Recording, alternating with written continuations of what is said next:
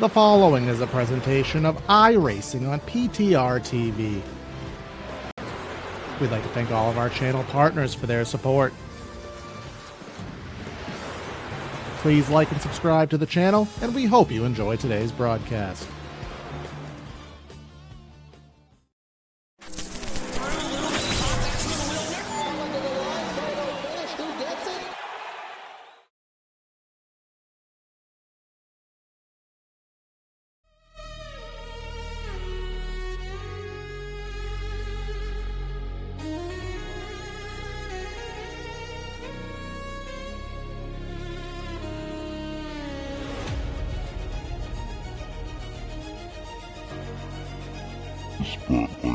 As the regular season carries on and we lead ourselves into the chase in all three of the area series, today we get a chance to wind down and have some fun.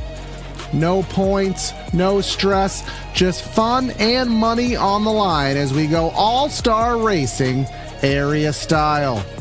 And we're doing it a little bit differently here today, but with all your favorite drivers here competing for a $100 cash prize. Welcome everybody to PTR TV for today's broadcast, the Area All-Star Challenge here today from the Charlotte Motor Speedway, and we are certainly going to have a night of fun. We're racing here today in the 2003 Gen 4 stock cars, going back for $100 to win. Gonna be myself, Corey Silva, in the booth and in the truck. Hunter Sleppy here helping me out with the calls. So, Hunter, we're dialing back the clock here on the cars back to these 2003 Gen 4 cars. Everybody loves these. We'll see who can master the high horsepower, lower downforce for some money on the line. That's the best part about it. We got $100 on the line, but it's not only $100. There's some more prizes that are in between the All-Star race and an even larger grand prize for one lucky driver if they choose to do so. We'll get into that in a little bit, but we have some drivers that are currently locked in. Well, this is the Open for the qualifying for the Open, so I guess we'll get started on that with the Open format first. So first off, we'll have the All-Star Open, which is a 50-lap race. After 20 laps, we'll get a yellow, and whoever is leading at the end of that 20-lap stint is locked into the next, locked into the All-Star main event. And then after that, we have a 30-lap final stage, and the top two finishers from that final 30-lap segment, they will be locked into the All-Star race. And then we'll have the pole challenge that is in the main event, which we'll get into, I think, in a little bit. Because, again, it's still just open cars qualifying for now, which Connor Horn and Patrick Moose are tied. I don't think I've ever seen that.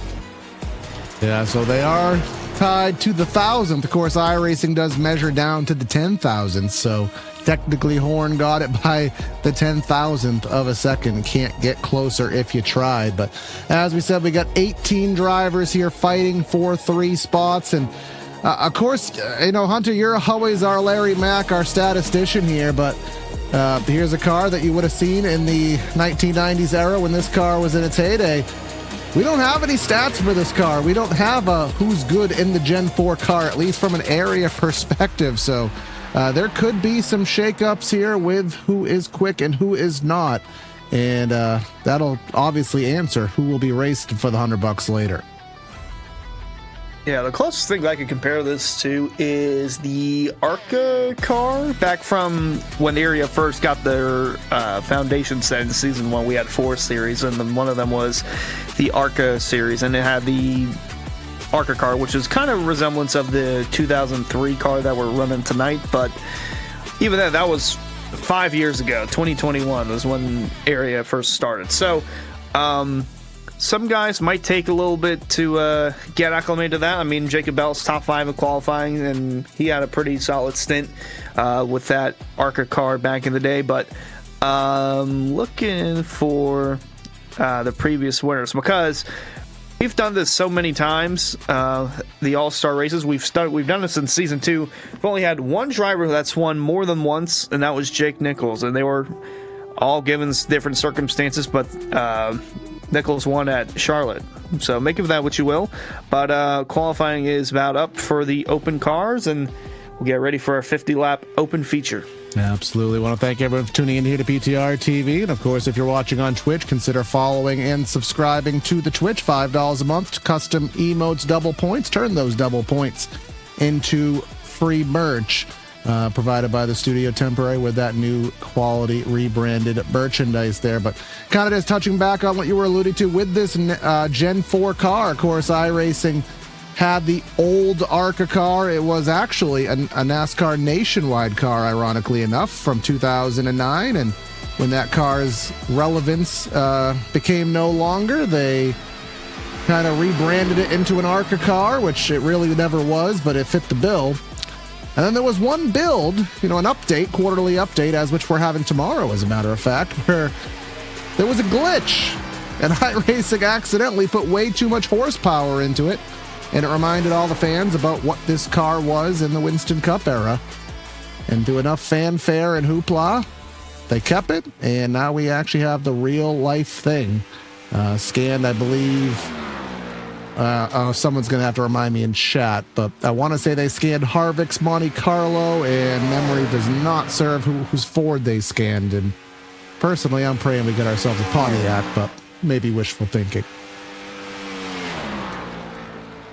Yeah, it'll be fun to see how this goes. I've already seen the 67. I don't know why I thought it was Jeremy Mayfield when he ran in the 307 Energy car from 2007, but see Brent Bunkari in the 35 there. He's looking to figure out a way to get into the All-Star main event. Same with Bryce Senasek back there in the 09. I can already see he's got the Evernham font on the 09. Of course, him with his favorite driver being Casey Kanan also. He's going to throw it back to the glory days of Casey whenever he ran this car in 06 and 07. Of course, paint schemes are going to be something different here today. All-Star Race was always one of the races back in the heyday when this car was a prominence, where that was where you ran the same paint scheme for 30 races of the year, and this was the only real off week. Of course, Dale Earnhardt running the famous colored rainbow-esque number 3. He ran, I think, the gold 3 one year. Jeff Gordon had his T-Rex scheme, so that was always the name of the game. And from an iRacing perspective, not sure how many of these teams went through and put their normal paint scheme here on the Gen 4 or wrapped it special, but we will have to experience that. But we have got ourselves the bump, so we will be heading to the grid here for the All-Star Open, of course, brought to you by Central Mobile Homes. And we'll do that full read later, but again, head to centralmobilehomeinc.com. But Hunter, let's go down and see where these open drivers will be starting. Yeah, so the pole, it was a tie, but was given to Connor Horn. I don't know how that's happened, but Connor Horn is the pole sitter nonetheless, and Patrick Moose is starting alongside of him in second. And in the second row, we have Tyler Nichols rolling off third, Jacob Bell rolling off in fourth, and then in the third row, we have Brent Bunkari starting in fifth. Pretty good starting spot for him. Logan Helton in sixth to his outside. And then in the fourth row, Josana Sogak, the Alaskan Assassin, P7 for him. And then in eighth, it's Reese Schaefer in the number 97. And then in the fifth row, the 09 is ninth, Bryce Senasek, and alongside him will be the 83 of David Brown in 10. We got 18 drivers strong. John Forbes in 11th, and the number 7 with another number 7. We may have the Tomato of the Race award against our paint mismatches, but we'll let it slide here for tonight. Joseph Causey in 13th. Ryan Nowicki, the Captain Cowboy, in 14th. 15th, we have Ben Whitsett. He's not just the recap guy. He actually can race here in the old Jeff Burton scheme with Rocky Boyd taking the era out of Jimmy Johnson. If these are updated, I'm not sure if they are, but Nerney in 17th, and Olson, Ryan Olson, going to be shotgun on the field.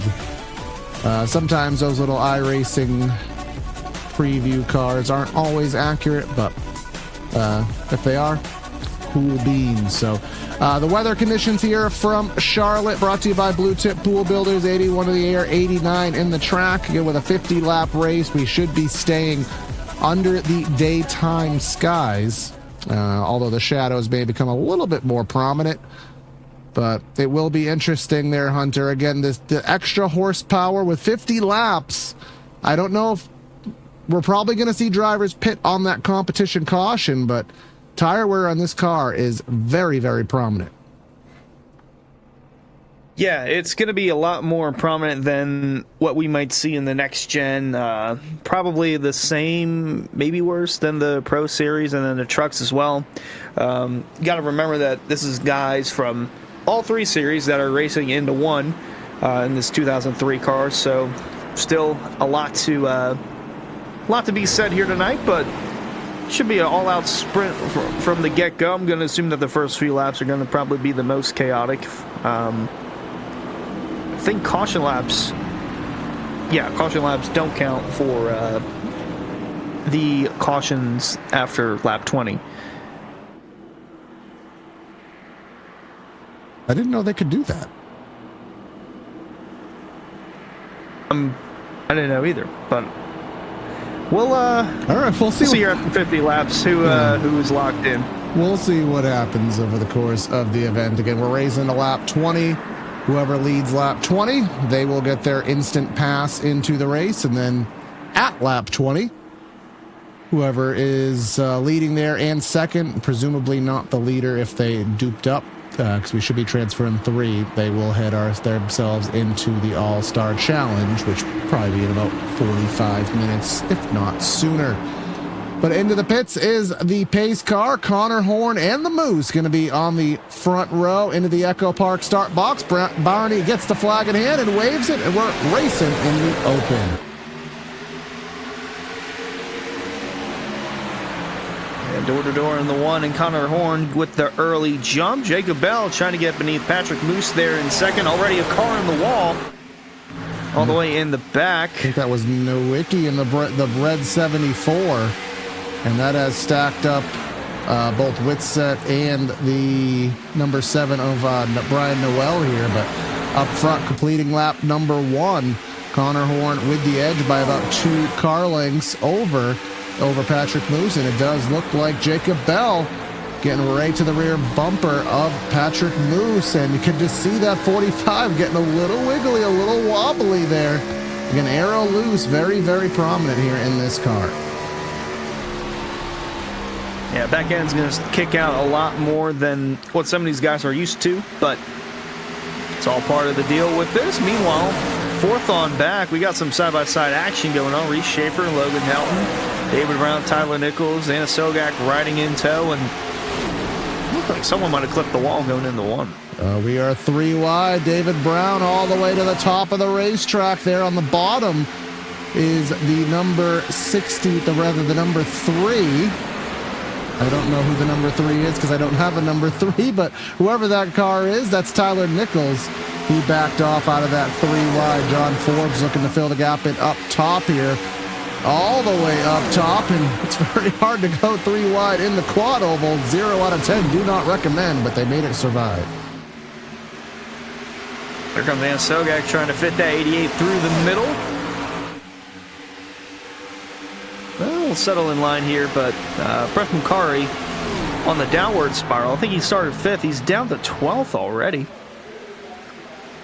Now again, racing 2 separate little stints right here. This is a good segment here. 20 laps, just enough to give you a taste of what that car will do, and then you'll have to go 30. So whatever it's doing right now, you'll have to extend it an extra 10 laps and try to sort yourself out to get yourself transferred in. But Connor Horn looking good right now, and kind of a trend hunter. I always used to say about Connor is he's good at shooting out of a cannon, but the long run pace hasn't always been there. He is slowly turning that around, but it'd be interesting in this car to see which end of the spectrum he ends up being on.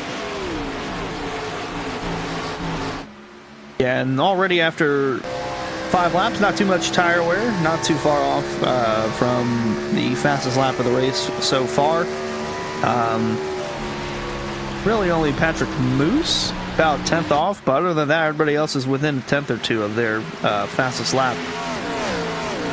Now Patrick has gained a skosh there. Right now, everyone's still predominantly running the bottom of the racetrack right now, which as the tires, I say that right now, and that's not the case. Oh, contact through the corner there. Helton looking to rig around the top. Are we 4 wide off of 2? We get it down to 2. They're wiggling, they're wobbling, they're pancaking down the back straightaway. Holy moly. Yeah, that is a fun little shindig going on back there. Right around the 10th position, but phenomenal drive from these guys trying to maintain car control. They did. Kept going, no yellow. Yeah, I don't know how that worked out, but we are ever so grateful that it did. 69 coming off of the corner. We don't actually have a 69. That is the 88 of Anna Sogak. Here we do have some number mismatches, and it will be a little confusing. Of course, the 7 here is actually John Forbes in that Americares Monte Carlo. And then we do have Joseph Causey in the 88, which is also an 18.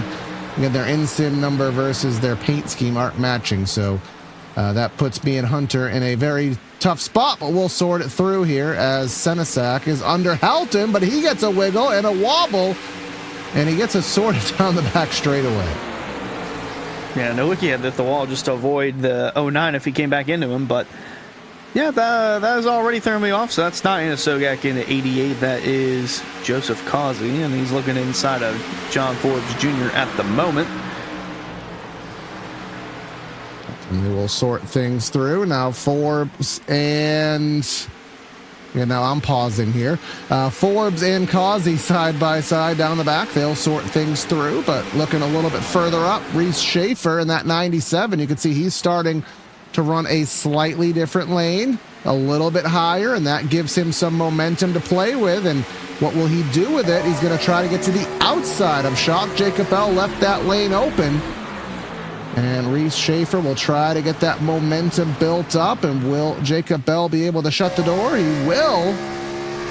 But here's the crossover move.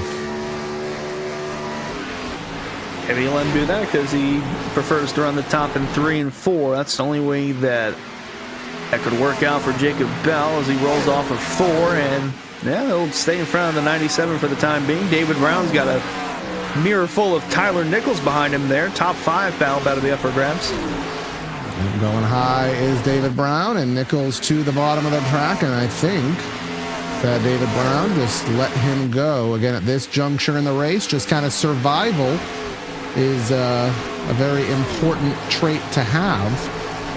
Because, again, you're just kind of learning right now on what you'll be doing in the last 30 laps, presumably after you put a fresh set of Goodyear Eagles on. As I think that may have been Nowicki scraping the fence.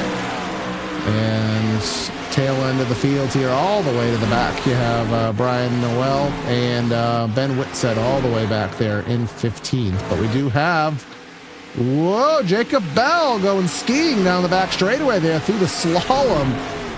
But keeps it solid. They're trying to hold on to that position as the 97 now looking low. Yeah, Logan Helton back there also had a moment coming off of 2, but now here comes Reese Schaefer looking to the inside of Jacob Bell, trying to get that position away heading into turn 1. Going to be dead even through the middle part of the corner. Bell's going to use that outside lane to his advantage to get a run down the backstretch. Now 3 wide in the back. Holy Toledo. That is, I want to say, Forbes Jr., Causey, and Logan Helton that were all 3 wide coming out of 2. And 3 wide for a brief moment. And now starting to see the multi-groove dynamicism the here. Wiki! Not sure if he had help coming out of 4 or not, but he took a little, well, there's no grass down there. It's artificial turf, but had a brief slide in the infield. Yeah, I was looking at a different camera there. He's up top right now, and he's all to his lonesome. Oh, he hit the wall, and as you said, through the AstroTurf, through the different undulations with the Legends Oval there, but keeps it going the right direction. Yeah, kept it going green, and coming up on the final 5 laps of this one, Horn has a half-second gap from himself and Patrick Moose. Jacob Bell still with Reese Schaefer looking to his inside, trying to get that position away, but catching up is the 3 of Tyler Nichols. He broke away from David Brown, and now he's got his eyes set on Bell and Schaefer now. This will be important for later on in the game because this is going to be the transfer for the final spot in that All-Star main event. So to be these three fighting it out, but we still have yet to see a yellow in this race, and we will get one after 20 laps, whether it is green all 20 or if we get a yellow after this lap or any lap in between then and now. Absolutely. If the caution encompasses lap 20, I'd imagine that will be the lap that will just count as that comp caution. But Connor Horn, I was getting worried because I saw Patrick get down there to within 0.2 of a second, but he has managed to stretch the legs out a little bit further, get himself a gap with 2 to go before the comp caution here. And drivers who haven't sorted it out here, Logan Helton go to the bottom with a Charlotte diver. He drives underneath David Brown, and then, really coming together nearly 3 wide with the pseudo 69-88 and David Brown in the wall down the straightaway. Yeah, really close racing back here. Starting to get a little more comfortable with putting the bumper to someone. We have the white flag out for the final lap of the 20-lap segment. Connor Horn with 3 car lanes in between him and Patrick Moose. Bell and Schaefer door-to-door for that 3rd position with Jake Nichols' brother, Tyler Nichols, that is, behind him. But off of 4, it's looking like Connor Horn is going to lock himself into the main event. Well, actually, I guess, are we taking it at 20 or at the end of 20? I guess I probably should have figured that out before I hit the button, but we'll wait for the caution at any point. We might be racing it to the end of lap 20, so that's me and my premature assumptions there, but that lives... Whoa! What a save by Joseph Causey there with the shunt from that number pseudo 7 of John Forbes. And Tempers. Well, they're both going to go spinning just about. Forbes is actually going to spin after Causey got into the back of him. The yellow is going to come out now, so, I mean, regardless, it's going to be Connor Horn that is going to move on to the main event now, officially. Yeah. But something to look at there with Causey and Forbes Jr. I mean, that started all the way back on the other end of the raceway here with Joseph Causey. See, I mean, first off, how did he save that car? That's a Ricky Rudd save of the race. Then they're having a little shunt match here down the straightaway. And now Causey just says, yeah, F you. Yeah, Causey... not friend.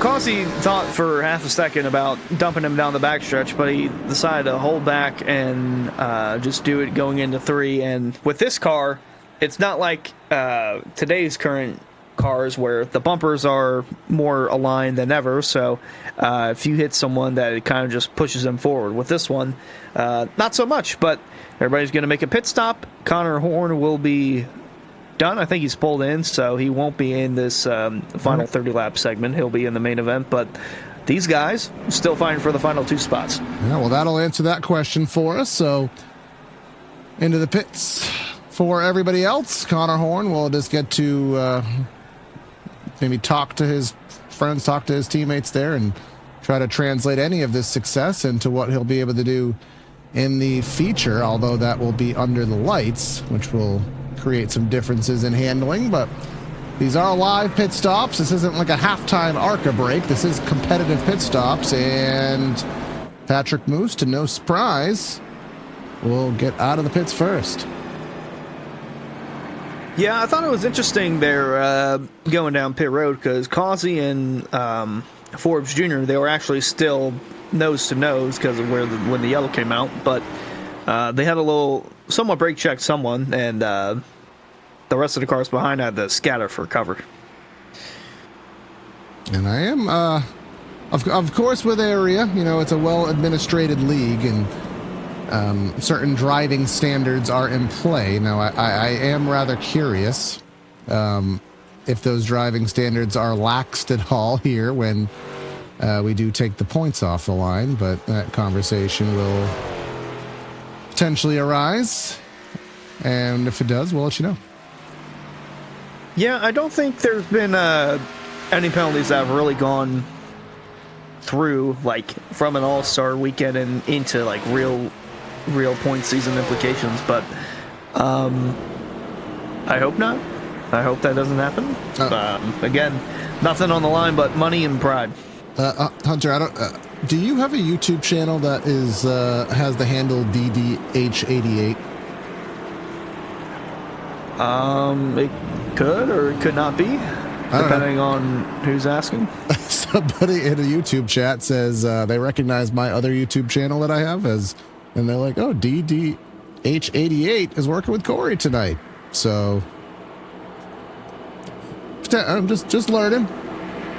Just figuring out what our YouTube chat is up to here. So I appreciate everyone for tuning in here, as it'll be Patrick Moose, who him and Jacob Bell would be, as if this ended right now, if this ended in a monsoon and the race ended, they would both carry over. We'll be taking two to the All-Star feature, and those drivers, both Connor Horn and the two transferees, they will have to start in the back of the All-Star, which I think is kind of to be expected. That's how it always was when we had an All-Star Open, unlike the hodgepodge of an All-Star race we had this year. But that is a podcast topic, of which this is not. But the Moose and that number 45 to the right of your display will get us going with the boss man Jacob Bell to his outside in the Echo Park restart box.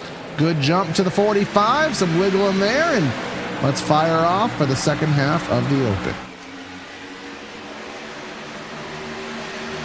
Already mad scramble in the back there. Schaefer up to the second position, the second and final transfer position. Bell gonna have to try and reel back in, as they are all over each other behind them. Yeah, Helton in the 63 had a case of the wiggles there, not trying to make a fruit salad, but wiggle as the 83, David Brown split in the gap. How did that work? Bryce Senesac, now he's going to be split again through the quad oval. Yeah, Bryce in a really tough spot there. Just didn't have any forward momentum going with him through 3 and 4 then. Brian Knoll making his presence felt, trying to get third around the 77 of Jacob Bell. Schaefer already checking out about 4 car lengths from those guys, but it's a bit of a longer segment, this one, than the first 20 laps, so anything can happen still. Tyler Nichols, we saw him catch up to Bell and Schaefer there at the end of that 20-lap stint, so see if the longer run is more suitable for him in this, not really 30 lap. I thought caution laps were not counting, but they're still being counted, so it's a little more than 25 laps. And kind of a NASCAR stage style where you just lose laps every time that there is a stage break, but there is Jacob Bell fighting on the outside and trying to stay to the right rear of the 7. The 77 and the 7 having a Duke Mount battle here, but that also has taken Jacob Bell out of the transfer spot, as now it would be the Moose and Reese Schaefer in that 97 in the John Deere Taurus. But falling back in line is the 77 of Bell, and he's going to try to fight for that transfer spot. Makes us sound like we're at Eldora talking about transfer spots into the feature. Yeah, he's caught back up to the 97 of Schaefer, and Schaefer's only 3 car lengths back from Patrick Moose, and I think Bell clipped the wall, or it looked like he was close to. Going into turn 1 and try to get a high winding arc through that turn, and so did Logan Helen. He just smacked the wall coming out of 2. Contact to the wall, as we've seen a few times here today. But thus far, everybody keeping it out of the wall. I do know the turn 4 wall here at Charlotte is very, very easy to hit. We'll go all the way to the back of the pack. They're racing for last. Still matters here. Brent Punkari and Ben Whitsett there. That is the old Jeff Burton scheme. I think he won at Texas in that paint scheme, if memory serves. But so some statistician will prove us correctly or incorrectly on that. But Patrick Moose out by about 0.4 of a second as we come to 20 laps to go. Jacob Bell starting to fall back from Schaefer, who's getting a little bit of comfort in that transfer spot. Yeah, still a lot of time to get everything sorted up, dialed in.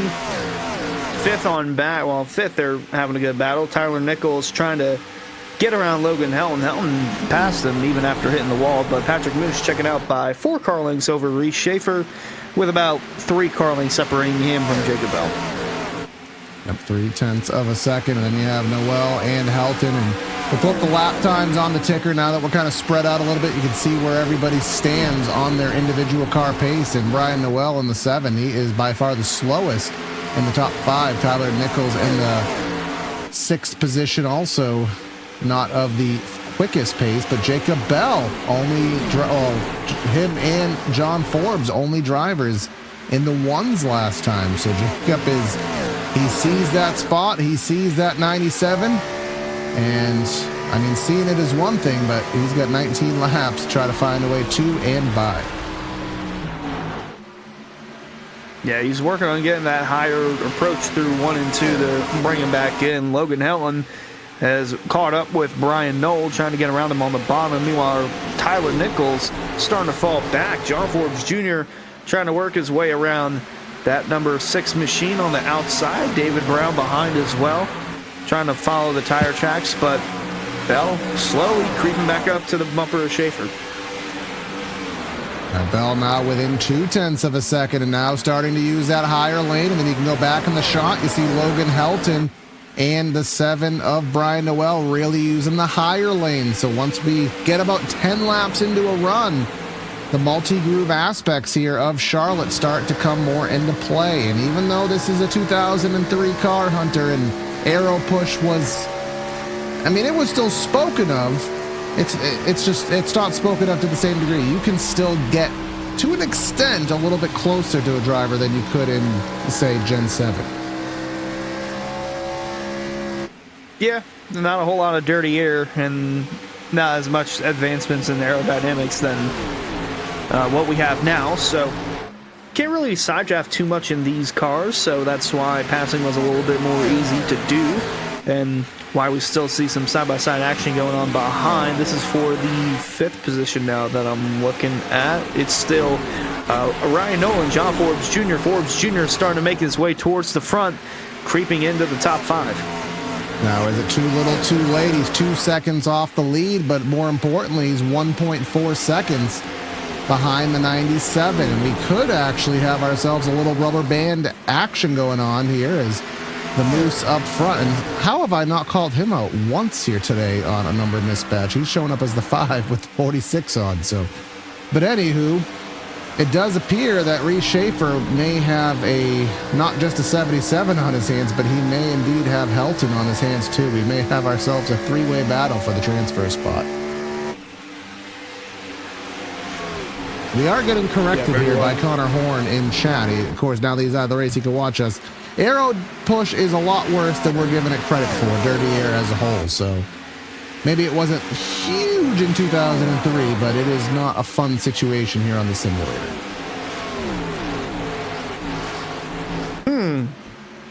So he's a little concerned on how well he's going to be able to navigate last to first Denny style here in the main event, but I'm sure he is up to the challenge, and up to the challenge right now is Logan Helton looking to the bottom. He's trying to get that clean air in the nose, wrapping that blue paint. If he can get down there on that blue paint, there is a little bit of grip.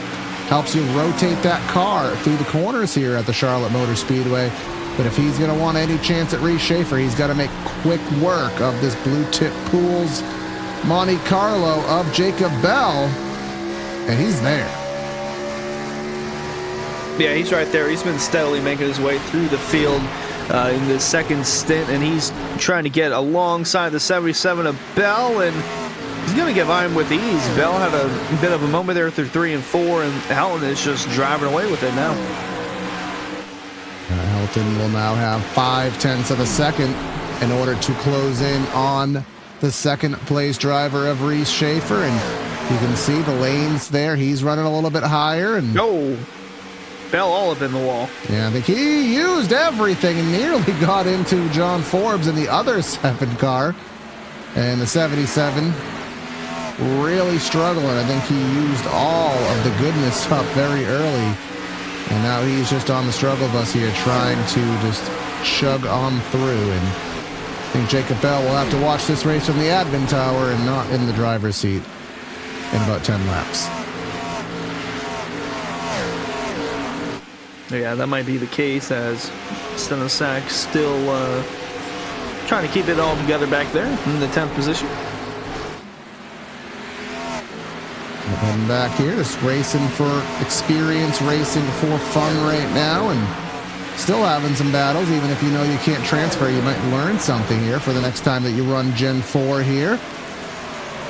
As Joseph Causey in that... Oh, Joseph Causey, he's in the 88, not the 18. And then you have the 88 of Anna Sogak, who is racing in the 69. Racing gods above, please let the numbers match a little bit more in the feature. But we'll manage to make it work. But good little skirmish here off the corner. And who is that red car behind Causey? That's Nowicki, but he's multiple laps down.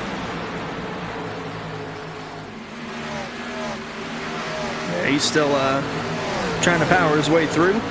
Just logging laps at this point is the 74, almost into Causey there off of 2, but still working their way through 3 and 4. David Brown and Justina Sogak, 7th and 8th on the racetrack, trying to do battle for 7th. And here we go up front. 0.3 of a second is the gap. Helton to Schaefer. It was about a half second, and look at him dive into the bottom in 1 and 2. He just ate about a 10th and a half up, and no! Hard into the fence.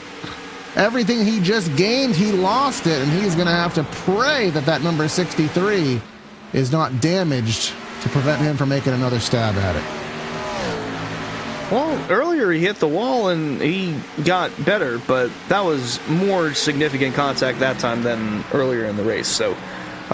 we'll have 7 laps to see if he can rally the troops in the 63 car back to the 97 to Reese Schaefer, but Schaefer breathing a sigh of relief at the moment. Yes, he is. Someone not breathing a sigh of relief is John Forbes, as Tyler Nichols is looking to the inside here and trying to make some headway for the 4th spot. Maybe a little too late to get up there, barring a caution flag, but Patrick Moose out by 1.8 seconds. He's looking pretty, and Logan Helton, I will say, just watching the telemetry, watching the times as this battle goes side by side, he is getting back into the gap here. He was a 10th faster than Reese Schaefer last time through, as there goes Jacob Bell into the wall. Yeah, Bell's still having a handful, and yeah, it seems like Schaefer will have his hands full again. Helton, despite pounding the wall, coming out of 2, still reeling in the 97 of Reese Schaefer, and Patrick Moose enjoying his leisurely stroll here on this Monday evening. 2 seconds just about in front of Reese Schaefer, nothing to worry about. Oh, wow, Helton got close to that wall, just gave it a little smooch, but still within 3 car lengths in the 97. And look at him go all the way to the top of the racetrack. And will that provide a run? Will that give him the opportunity to eat into the gap? Watch that live tracker in the middle of the screen. It's going down, but it's not going down quickly enough. This is where he made a serious gain last time through, but then he lost it all with that wall contact off the corner. Gets it down to the mid 3/10 bracket. Able to sustain, but he's going to need a bigger swing at it. He's going to need a bigger chunk of change, and he tried getting it by driving it deep into 3. Oh, scrape the wall. They're coming out of 4. He's doing everything he can to get up to that 97. I mean, only 3 laps left to do anything about it, and John Forbes Jr., Tyler Nichols, they're duking it out because, hey, if Helton can get up here and somehow have some sort of contact with Schaefer that ends up taking both of them out, then it becomes Forbes Jr. and Tyler Nichols, so they're duking it out. Because that 63, I think he might get there. As long as he keeps it off the wall, should have an opportunity to get to the 97 before this one's said and done. Reese Schaefer is going to have the battle of champions on him to sustain here with 2 laps to go. Patrick moves out by 0.2 of a second. Then you still have Nichols and Forbes duking it out for the 4th spot, and they're going to make some contact, I believe, off of the corner here. 2 Sim Speed Shop vehicles. There goes Anna Sogak to the bottom of the raceway here, but let's go up front. Patrick Moose going to be taking the shop.area iRacing.com white flag, but here's what we're going to be watching. It's going to take some utter magic here. It's now half a second. Reese Schaefer should be able to breathe easy. barring a Logan self-induced Helton- mistake. Helton had a moment there coming out of 4, coming to the white flag, and lost all his momentum. But Patrick Moose going to be breathing a sigh of relief. He's going to transfer into the main event after this one is all said and done. So Patrick Moose, he'll win the All-Star Open, transfers in, and behind him, Reese Schaefer in the 97 will also lock himself into the main event. And that will do justice here. Connor Horn, Patrick Moose, and Reese Schaefer all going to be racing with the big boys and racing for the money on the line. Remember, in 1996, Michael Waltrip won the All-Star race in the Citgo number 21 from an open transfer position. So it is possible here, but what I believe is going to happen now is we are going to go into a little bit of a hiatus as the session does its changeover here on the sim side of things. We got to get ourselves ready and logged into the main event server. So it should be about, I'm assuming, 5, maybe as much as 10 minutes, but grab yourself a drink and a snack, folks. We will be back with you as soon as we can.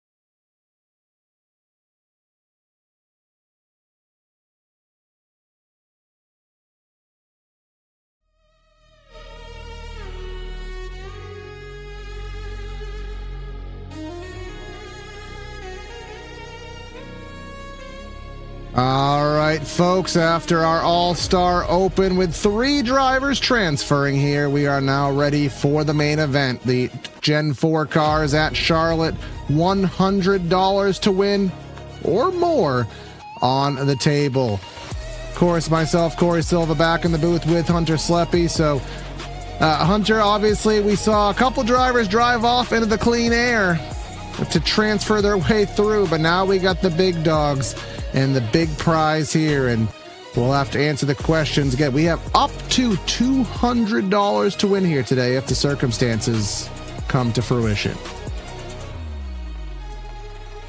Circumstances with those is that the pole sitter for the main event, or for the All-Star race, should I say, the pole sitter, they'll have the option to start up front, or they could do the Denny Hamlin route and start at the back for double the money. Now, there are no points on the line, so there's no double the points, but going from being a $100 winner to $200, that's pretty good. Get you some pretty good stakes for that amount of money. So if the pole sitter chooses to do so, then he'll give us all a fun treat to see how this one goes, and I'm hoping that we get to see it, because that'd be pretty cool.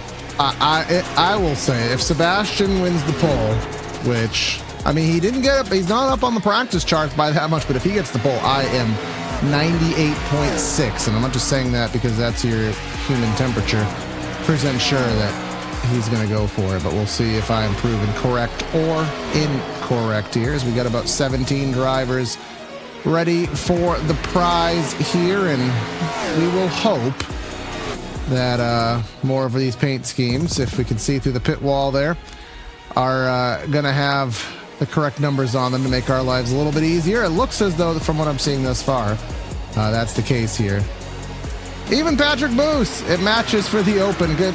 Part of the logistics too, folks, is we were in what is called a hosted session. For family members who may not know, a hosted session is kind of a more informal way to put a race together. But we're now in a league session where the numbers can be actually pre-assigned.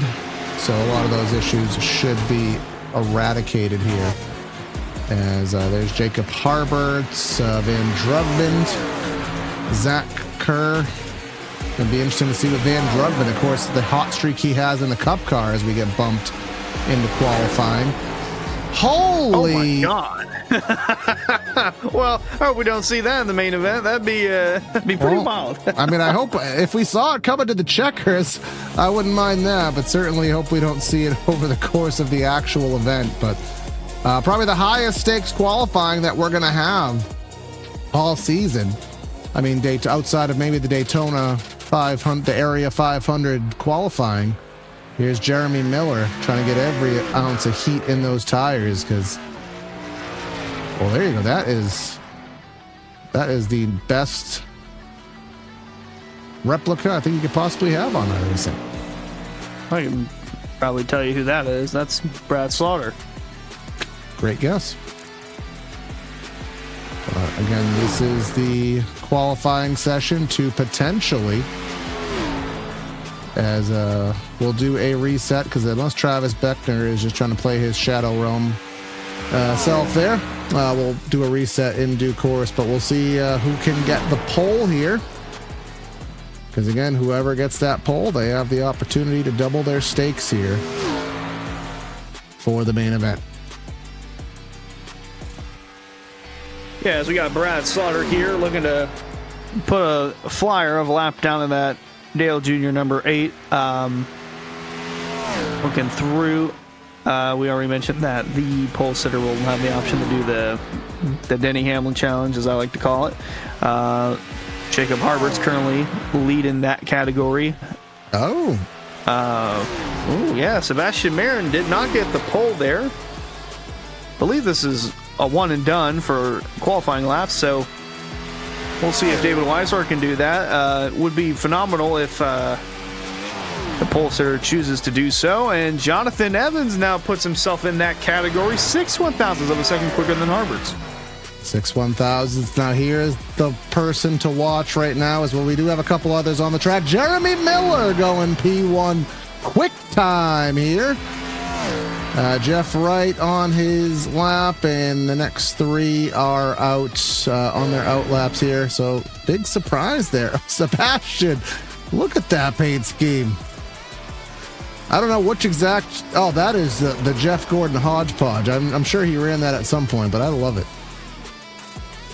It's even more fitting that there's a 48 on it too, so it's like you get the best of both worlds. And this is a Kyle Busch throwback from his Busch Series days in the number 5. Well, this could be Jimmy Johnson, but I like to say that was Kyle Busch. Van Drugman, an 819. That's not going to cut the mustard. We still have some guys that have yet to qualify. Some big names too. James Scioli, Jake Nichols. You got Garrett Conrath as well. Then all those that transferred from the Open to the main event. Who will not be able to qualify as per the rules there. Trevor Edwards in 12th. Jake Nichols, he is just on track right now. You can see that projected lap, which does have a semi-level of accuracy to it. Does not have this lap going rather favorably right now.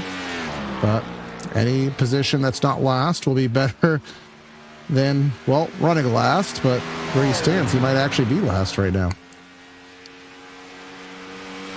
Coming at the line, Jake Nichols. Oh, wait, no, he's not last. He's first. At the top of the chart. For some reason, I was reading that as a 30 instead of a 29. So, yeah, not last. Holy moly, worst poll call in the history of commentary right there. I don't know why. Dyslexia got me, but Jake Nichols. That actually happened there, Hunter. I'm sure you may know the story of the Jeff Gordon T-Rex car. When they were testing it, they're like, oh, we were only a tenth faster.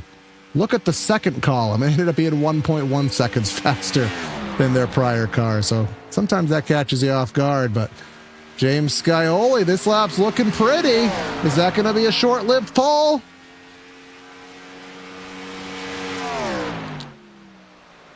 Not quite. 3/10 off for... No, 300ths off, actually, for the 7th. But nonetheless, seems like Jake Nichols is going to have the opportunity to be the first to do the last to first challenge for double the money. Yeah, we'll see if he chooses to take up to the challenge there. Because if he does, I mean, I don't know if we'll be able to ask him or if he's going to make that publicly known. I mean, we'll find out, I suppose, on the grid. But we'll find that out in just a jiffy here as we'll trigger into warm up, and we'll carry on again. I think we've gone over the majority of what is going to happen here in the All-Star. Again, we're gonna have a competition caution at lap 20 and lap 50. And Hunter, I believe it was if the same person wins both of those, they will get a bonus prize, if I'm correct. Yeah, so we'll have yellows after the first and second stage.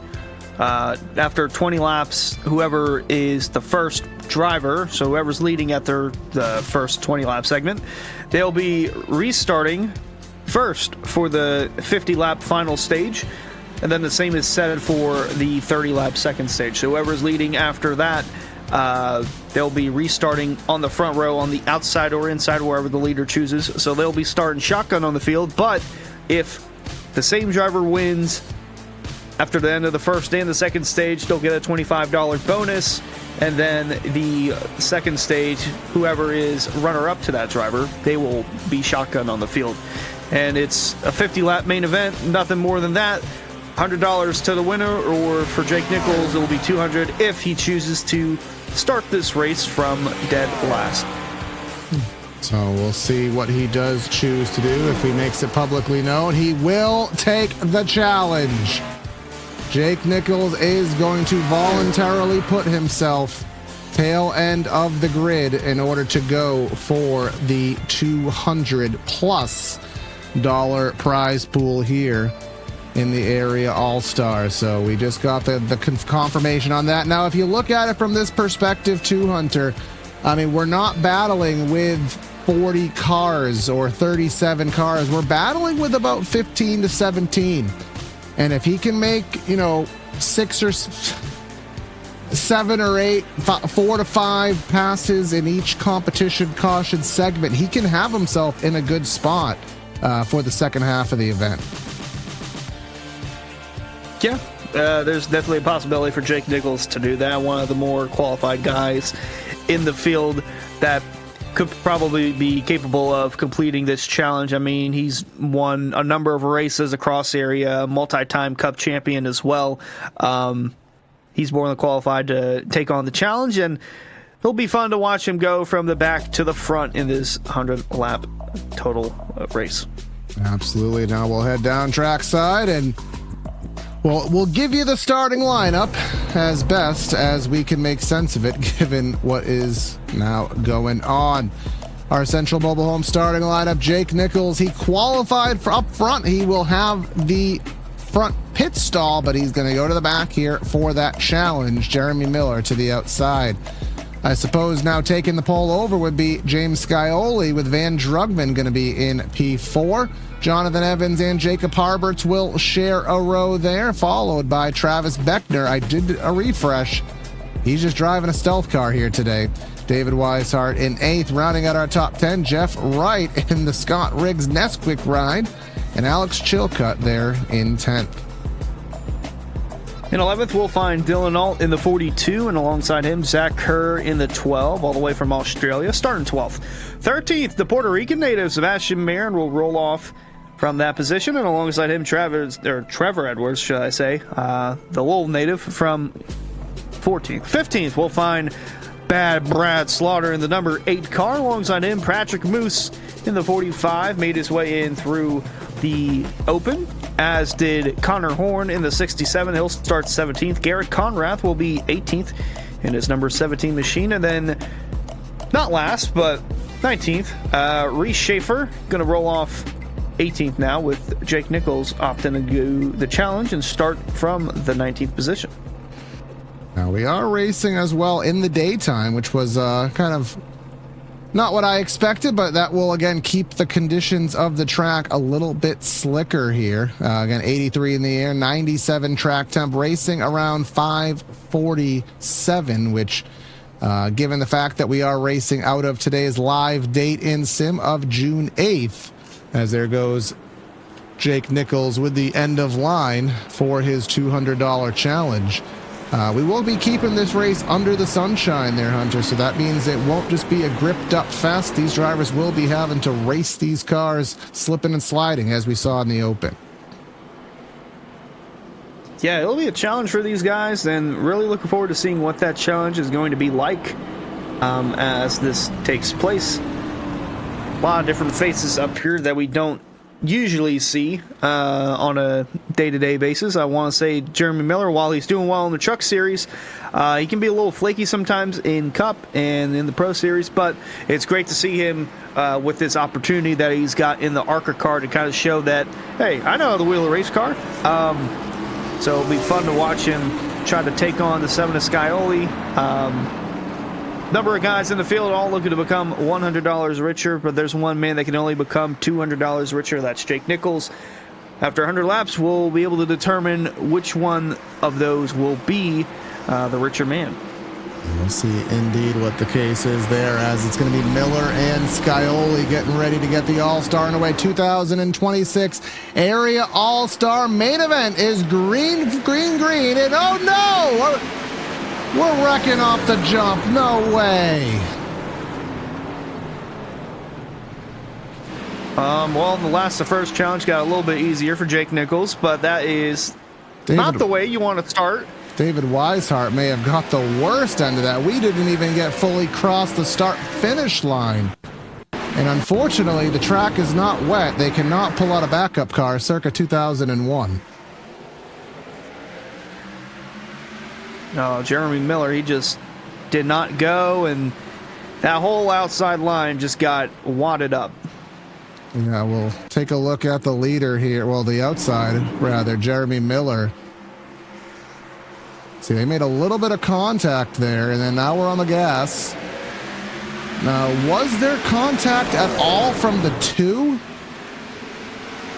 I don't think there was, but I just want to fully rule that out here.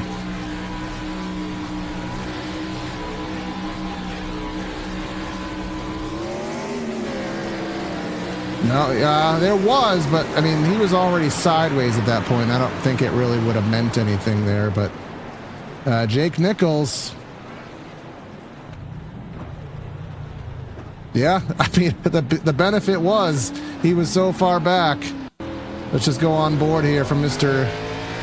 Pole Challenge.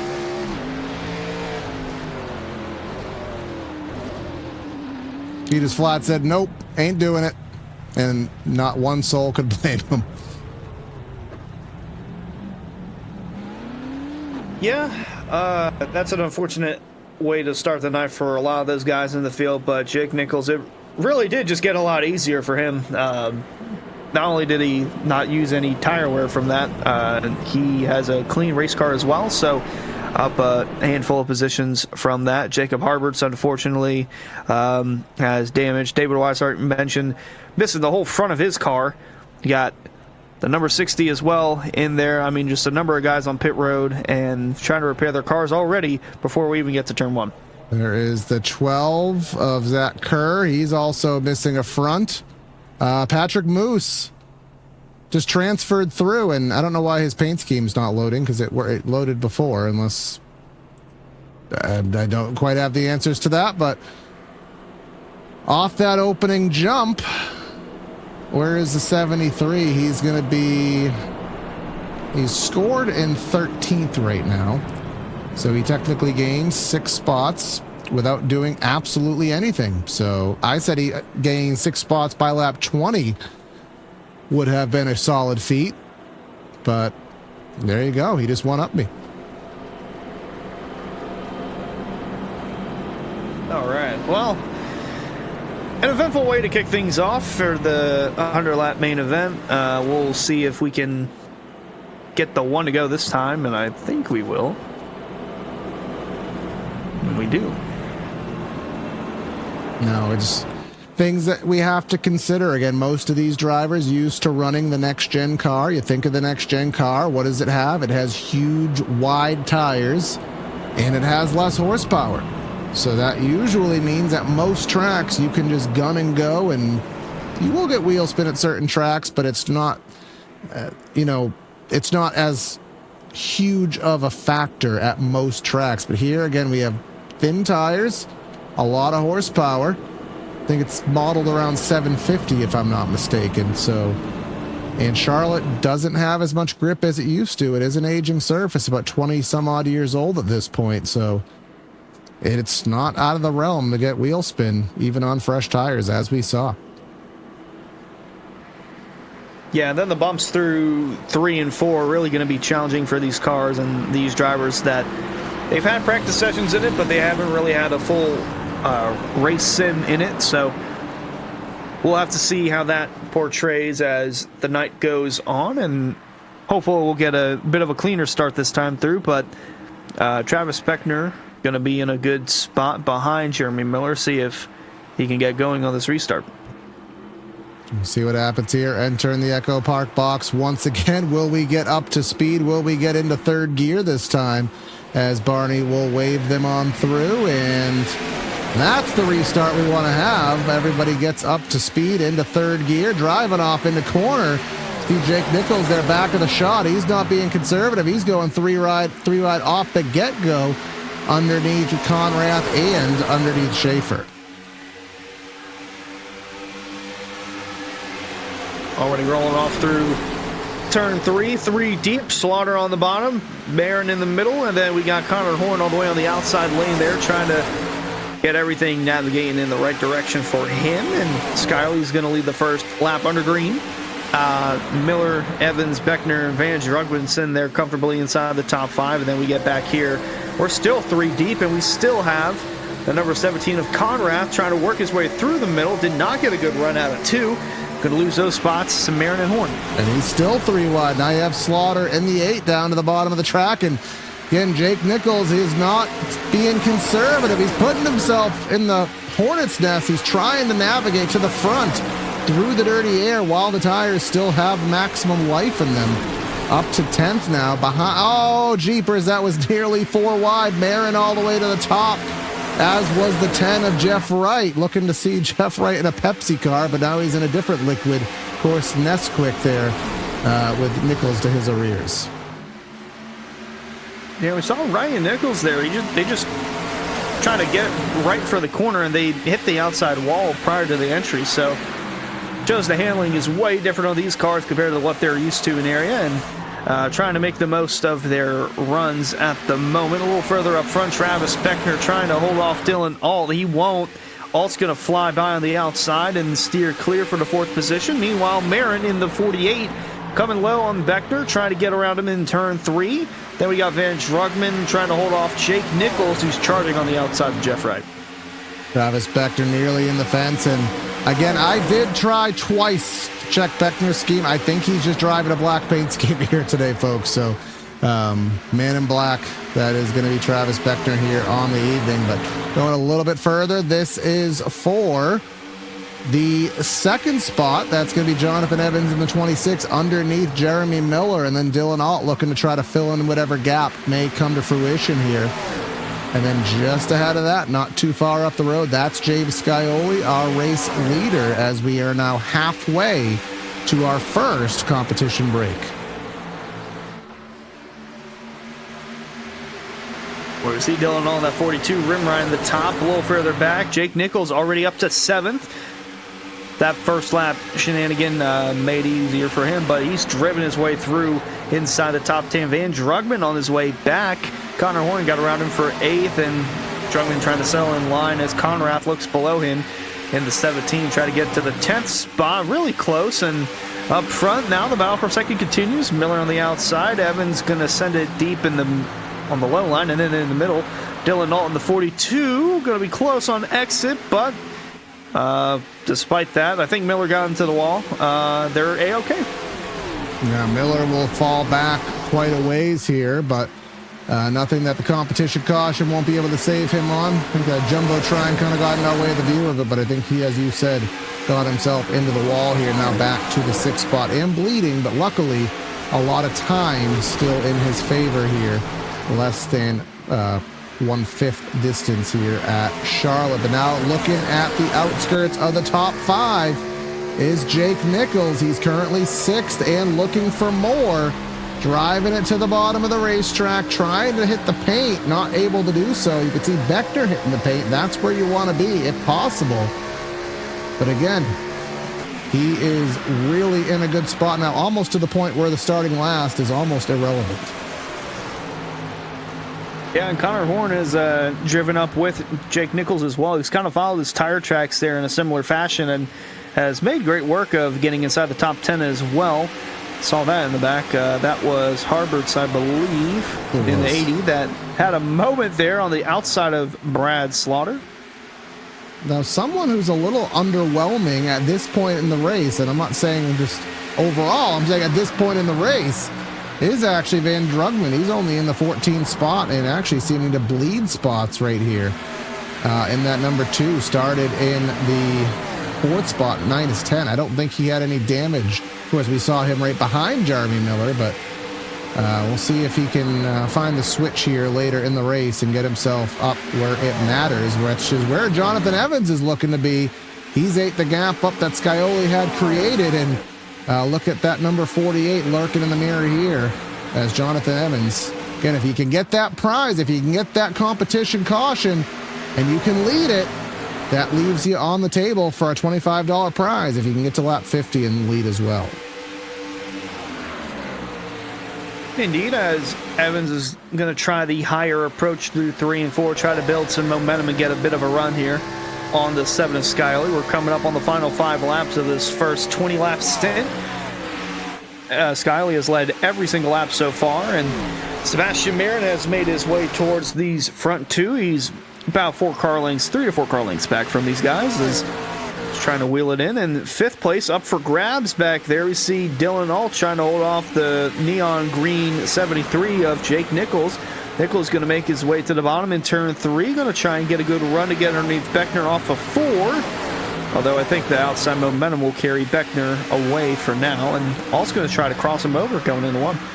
Yeah, that'll put the 73 back from the 5th spot, potentially back to 6, but now he's going to have the top. Alt's going to send it on in there. That opens the door for a crossover, potentially a double crossover, as the 67 Connor Horn, our Open winner, who won the Open quite handedly.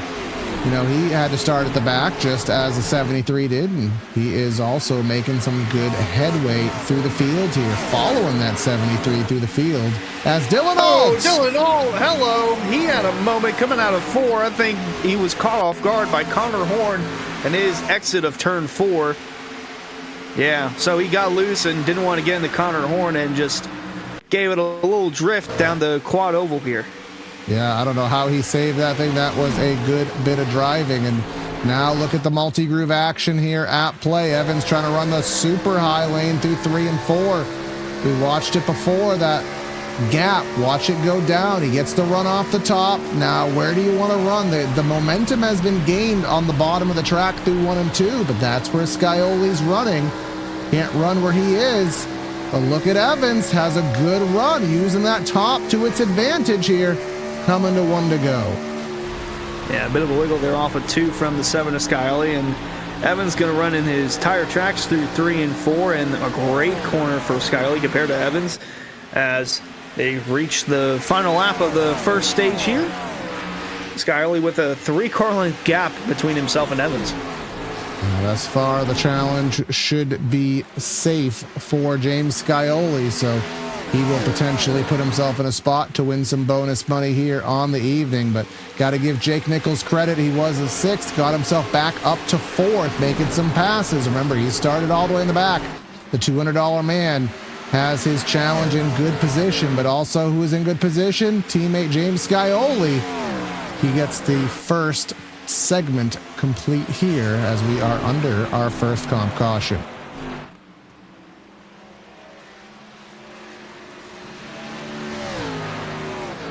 All right, so Scioli puts himself in a good spot for the 50-lap main event.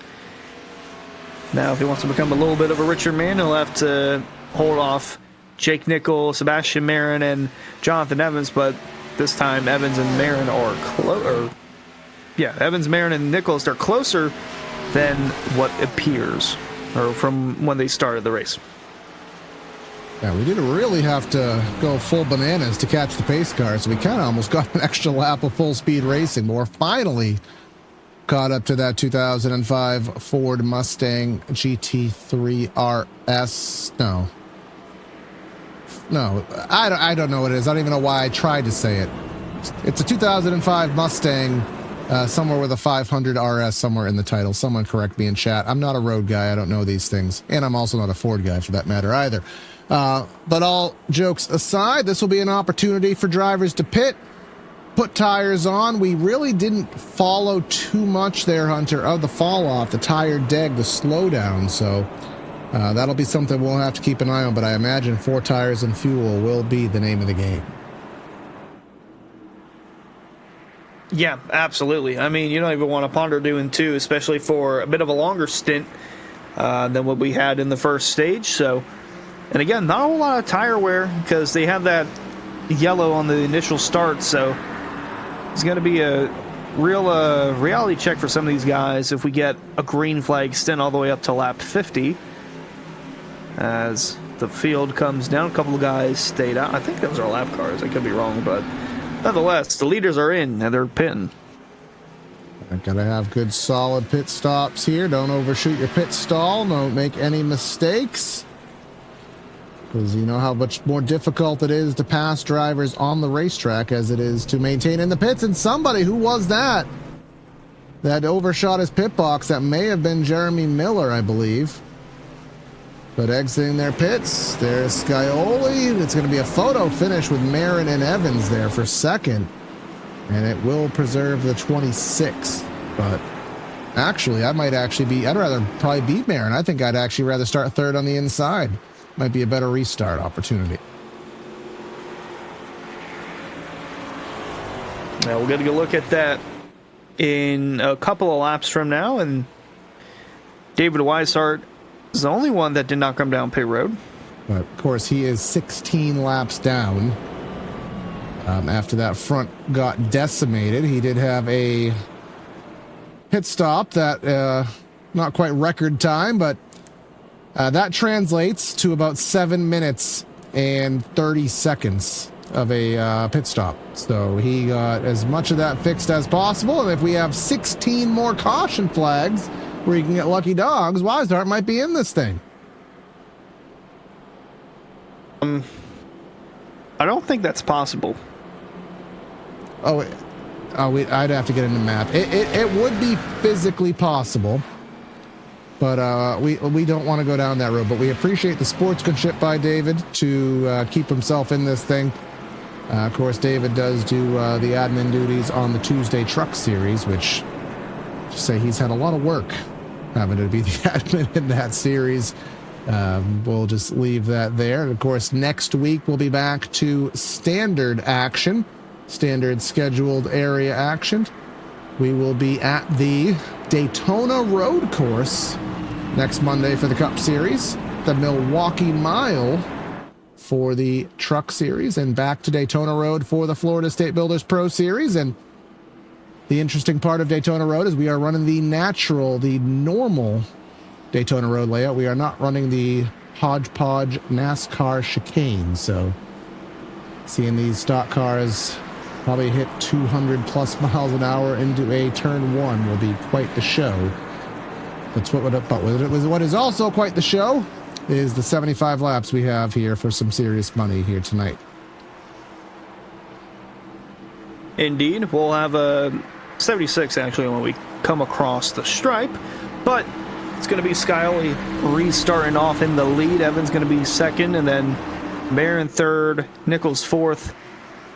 And a lot of guys are restarting on the bottom, not a whole lot on the outside, so we'll get through the restart zone, and we'll be back green from Charlotte Motor Speedway. Now racing to our next caution at lap 50. Scioli getting the whole shot on the outside lane.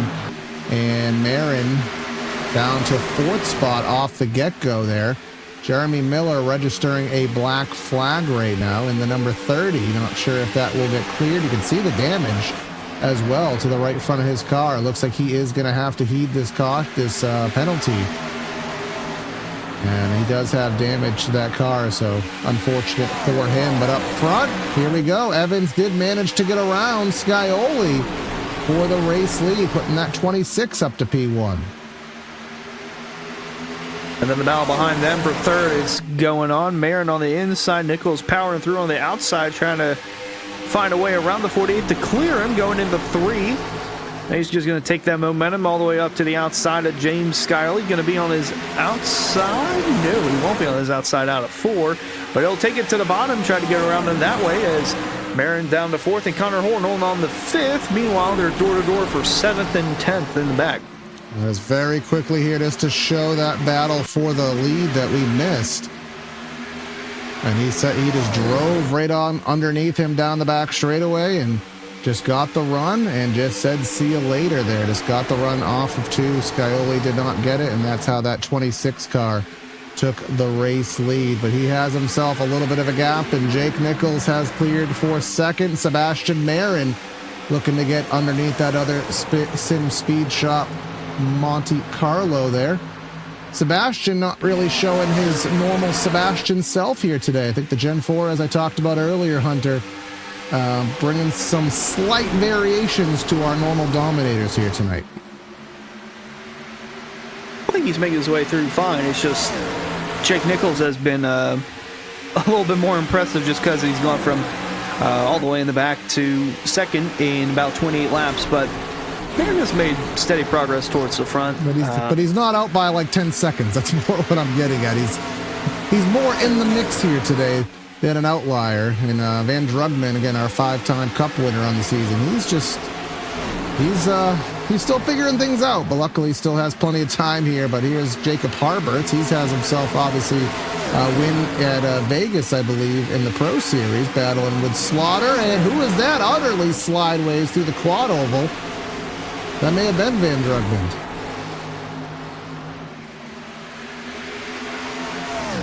Yeah, it might have been him. There's Connor Horn looking to the inside of Scioli, and not sure if this is just a play from Scioli because he knows he's going to be restarting as the leader in the final stint of this race, but falling through, seeing how the car handles in dirty air,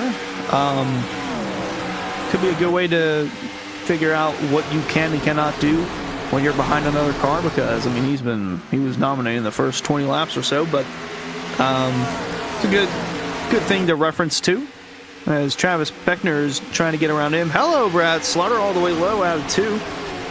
Kenseth and Jr. going side by side at Charlotte in a Gen 4. I feel like just dial the clock back 26 years to the year 2000, and this is a normal showing here. Of course, Kenseth getting his first win here in the 2000 Coke 600.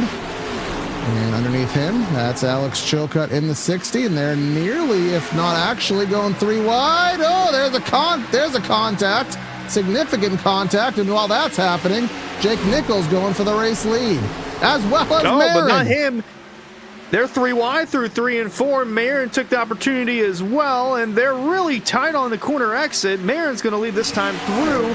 Evans is stuck in the middle, and Marin's going to clear them both. Now Nichols will have full range to go all the way up on the outside and get a run and try to cross over the 48 on the exit. No, he's just going to give him a bump down the back and into 3. Couldn't go anywhere with it because Evans was still to the inside of the racetrack here, but I think Sebastian heard me. I said, oh, Sebastian's not doing Sebastian things. Hold my beer and let me go. And as soon as I say that, he gets on the wheel and puts that 48 up front, but Jake Nichols not going down without a fight. He probably would have had the crossover in play, but he didn't have the open real estate with the 26 to his inside. And now digging to the inside and trying to make it happen, but put that 48 in clean air, and usually good things don't happen for the rest of the field. Indeed, and we'll see if the 73 can run down the 73 of Jake Nichols can run down the 48 of Sebastian Marin. 2 car lengths separate the two guys as Evans has settled into third. Connor Horn sitting nicely in fourth. Meanwhile, a lot of guys running the top back here. Harbert's Dylan Alton 10th, and then now it's Chilcutt under fire from Garrett Conrath in the 17. Chilcutt throwing a haymaker there in turn 1 Eldora style, trying to clear the 17 of Conrath. Now Conrath will manage to clear, opens up a crossover move for the 60 of Chilcutt to go back to the inside again. This is some good stuff here. This is all, though, back in the 11th and 12th. This is some fun racing, the stuff that you love to see. Down to the inside, Chilcutt clears. I think Conrath may have scraped the fence, which opens the door for now Brad Slaughter in the Dale Jr. Mobile to make his presence known. Yeah, these two door-to-door again for the 12th spot through 3 and 4. Brad's not going to have a good run off of 4. That 17 of Conrath will. Conrath will hold on to the spot for the time being. Going a little bit further up to the front of the pack, Connor Horn, and remember our open winner, and he told us in our YouTube chat that he was worried about how well he'd be able to work through the field, how bad the dirty air is. Well, I mean, of course, we had 6 drivers taken out of the race off the opening jump effectively, but he has really done a great job driving through the field and, to be honest, showing the pace that could win this race if he can get by Evans. I think he may be an equal to Jake Nichols. But up front, Sebastian basically breaking even with the 73, though last time by a skosh faster.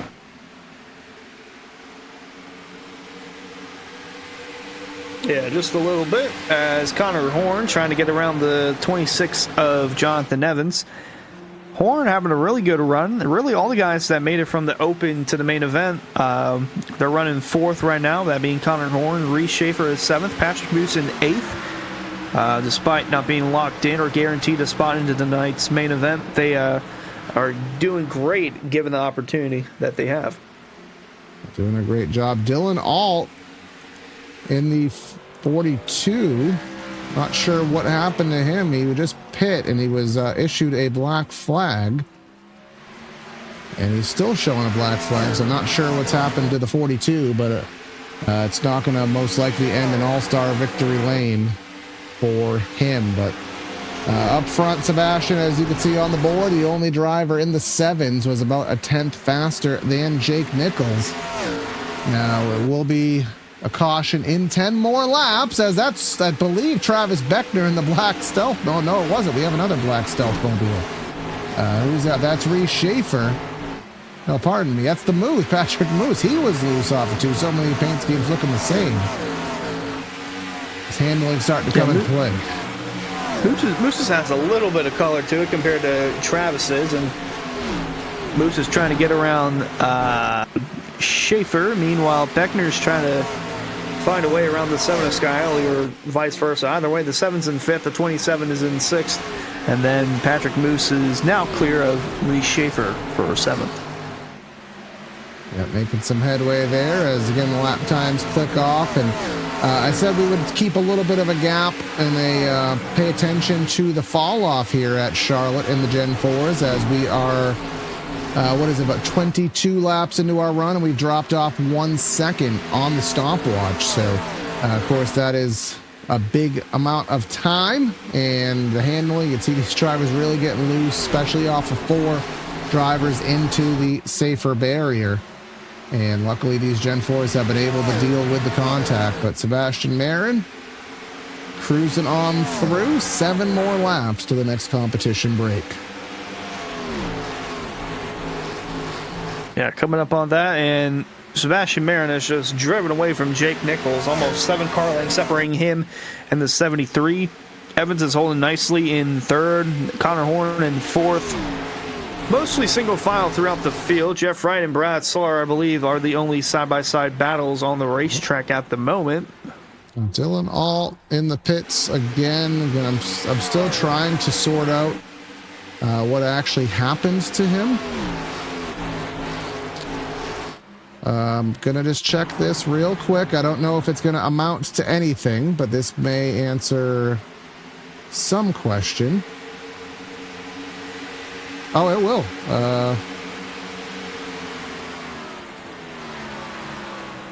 Well, that explains his penalty. Because he drove through the end of the pits, and iRacing would give a big no-no to that. It was a good save, but the fact that he clipped the exit cone there, that is what constitutes an illegal pit exit, just kind of one of the nuances of sim racing. That is unfortunate for the 42. But here is Scioli looking underneath Connor Horn, who may have peaked and on the tires driving through the field. They'll be looking forward to those fresh tires in 5 laps. Scioli trying to take a dig to the inside.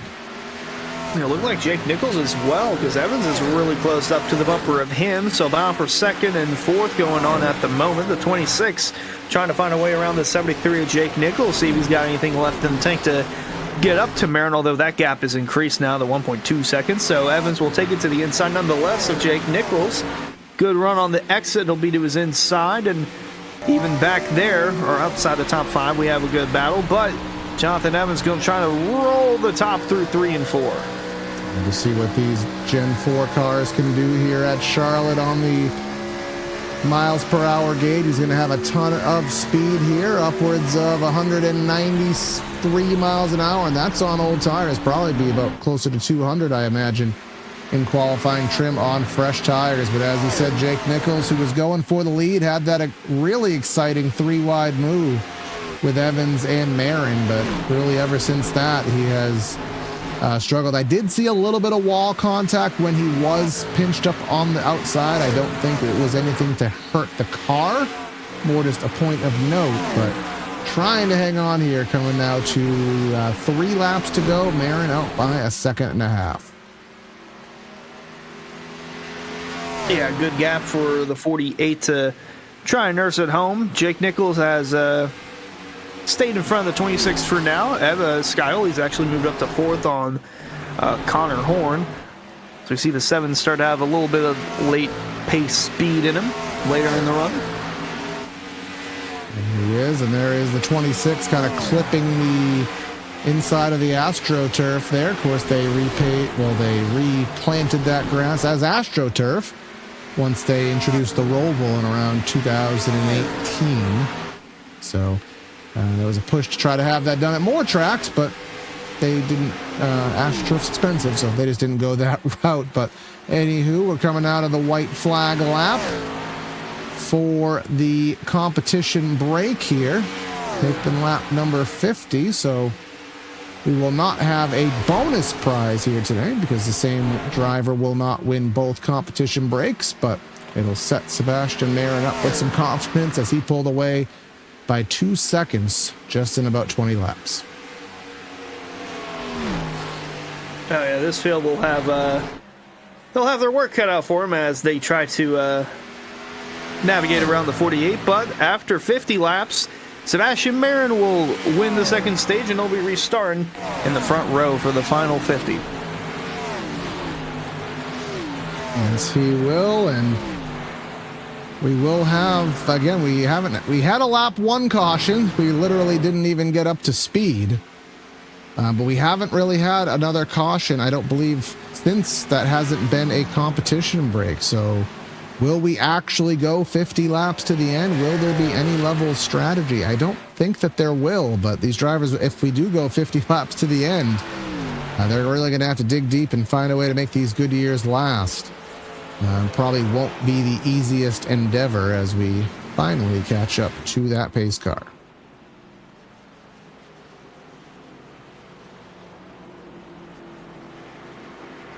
Well, it'll be a fun time to settle this one out nonetheless. Want to give a big thanks to our partners, as always, with Hendry County Motorsports Park. I'm not sure if we got them, but June 13th, we'll find Cruiser Late Miles and Mod Lights. So this upcoming Saturday, You can go see racing at the southernmost dirt track in America in Clewiston, Florida, off US Highway 27. Visit HendryRacing.com for more info, where you'll find the driver of the numberless black machine. I believe that is him, sixth in line, maybe a little further back.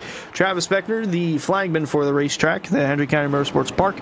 We'll find him there. He won't be in the black car. He'll be in his proper attire on the flag stand. So we could check him out there with a bottle of Rick's Hot Sauce to put on your nachos, as we'll talk about Rick's Hot Sauce at rickshotsauce.com. $100 to win. You can get your cool flavors: Lokahatchee Classic, Palm Beach Pineapple, Golden Garlic. And they won't be paying out the prize here today, but they'll pay out $100 for the Cup Series on Monday's Rookie of the Year Challenge. But there is Sebastian Marin into the pits, getting in. Again, no mistakes.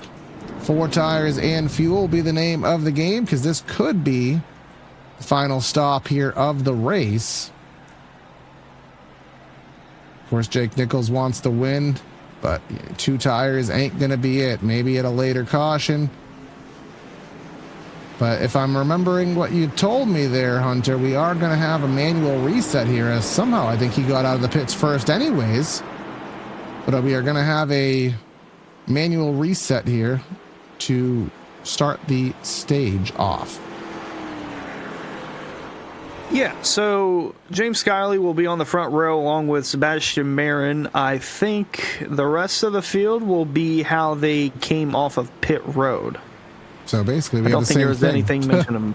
Yeah, I don't think there was anything mentioned about. Well, more so I meant the reset how for the the rest front of the field will grid, be. Yeah. But it will be the longest stint of the night for these guys on tires, bearing we go caution free. So, gonna have to take that into consideration. So we'll see what this final 45-ish lap stint will tell us. Yeah, so we will have more than enough fuel to get to the end. It's going to push the tires longer than they've gone all night. If this was maybe a 60-lap run, perhaps you can think of maybe splitting the stage in half. But that's not going to be applicable here. It's going to be 45 laps. And actually, James Scioli on the front row here. Because, yeah, he won the first. Wait, did he? I remember it doesn't even go back that far, Hunter.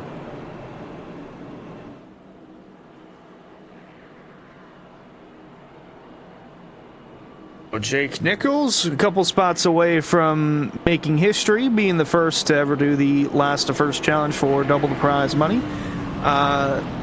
He'll have his work cut out for him, though. The 7 and the 48, they've been the guys to beat, and I'd say Nichols is about the third fiddle in there for competitive cars. Really, this is kind of shaked out to where everybody should be, although Connor Horn had a bit of a moment on pit road because he's down to 9th after that last pit stop.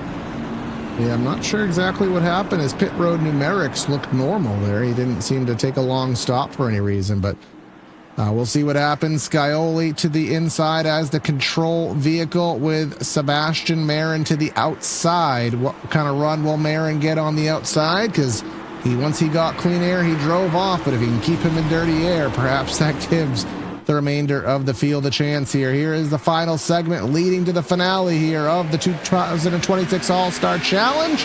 Green flag in the air. Let's go back to racing. We'll get settled in line pretty quick for the time being. Scioli looking to take charge instantly. Marin in second. Nichols charging for third. And then fifth on back, we're door-to-door for the most part as Scioli leads them off into 3 and 4. And heading off into 3 and 4 here. Sebastian in the dirty air. And Jake Nichols trying to find his way through, but a lot of time to go. Can't drive overly aggressive. You got to keep those tires on just in case we do drive ourselves all the way to the end. But Beckner ripping the talk. Jacob Harbert's there. Beckner is slideways. Still sideways. And he's managed to save it, but now he's on the bottom of 3 wide. Yeah, right in front of Connor Horn and Jacob Harbert's there. Almost a big moment there, and Horn trying to get out of it. Using that outside lane, he's trying to boost, scoot, and boogie away from Beckner to the outside of Reese Schaefer now for that 5th position, and going to set himself up nicely. Harbert's trying to do the same, as well as Alex Chilka in the 60 behind him. Actually going to try and take it 3 deep there, but Connor Horn will steer clear of 5th for now and has his eyes set on Jonathan Evans as Scioli continues to lead 2 car lengths over Sebastian Marin. Right in the middle of the Hornets nest is Chilcutt there. Started 10th, currently running in that spot to the outside of the track. Just in front of him, that's Harberts. Then you have the black stealth ride of Travis Beckner with the Moose looking to the inside here. Squeezing a chance here, trying to get clean air, maybe go 3 wide, but we'll back out of that move. And now aggressive dive to the bottom. That's Reese Schaefer under Connor Horn. Remember, one of our transferee drivers. And working that outside lane again, trying to get a strong enough run to Jonathan Evans. He'll stay clear of Reese Schaefer for now, but Schaefer's closed back up to Connor Horn. And speaking of closing up, the 48 is closed up to the bumper of James Scioli.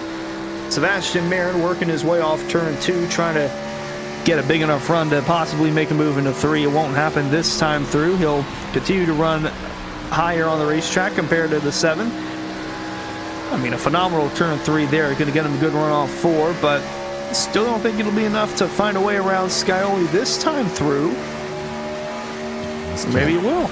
He's going to get to the inside, but will he be able to make it stick down there? Scioli not pinching him down, giving him ample room, but that momentum off the top will be too much to hang with off the corner, and that will give the opportunity for the 7 for the time being. Now he puts the dirty air right on the nose of the 48, but now look at him. He's getting right on that paint. That's where the grip is, and even in the dirty air, got enough grip to maintain and still charge a run off of 4 and into 1 again.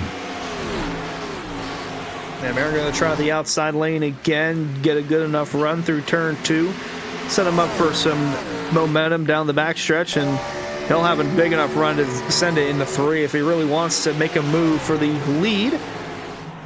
Coming up on 39 laps to go. He had to back out of the throttle just a bit there. Scioli going to get the run off of 4. He'll stay in front of the 48. I'm not sure if he clipped the wall there or not. Looked a little weird, but nonetheless, Scioli holding on to the lead with Nichols trying to close in.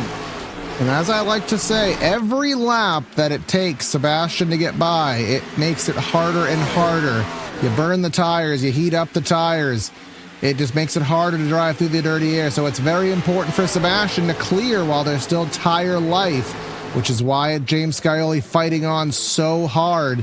And he's doing a bang-up job pinching the 48 down there, stalling his momentum, forcing him to put that extra wheel in, and still hanging on for now. But how long can you sustain such an intense challenge?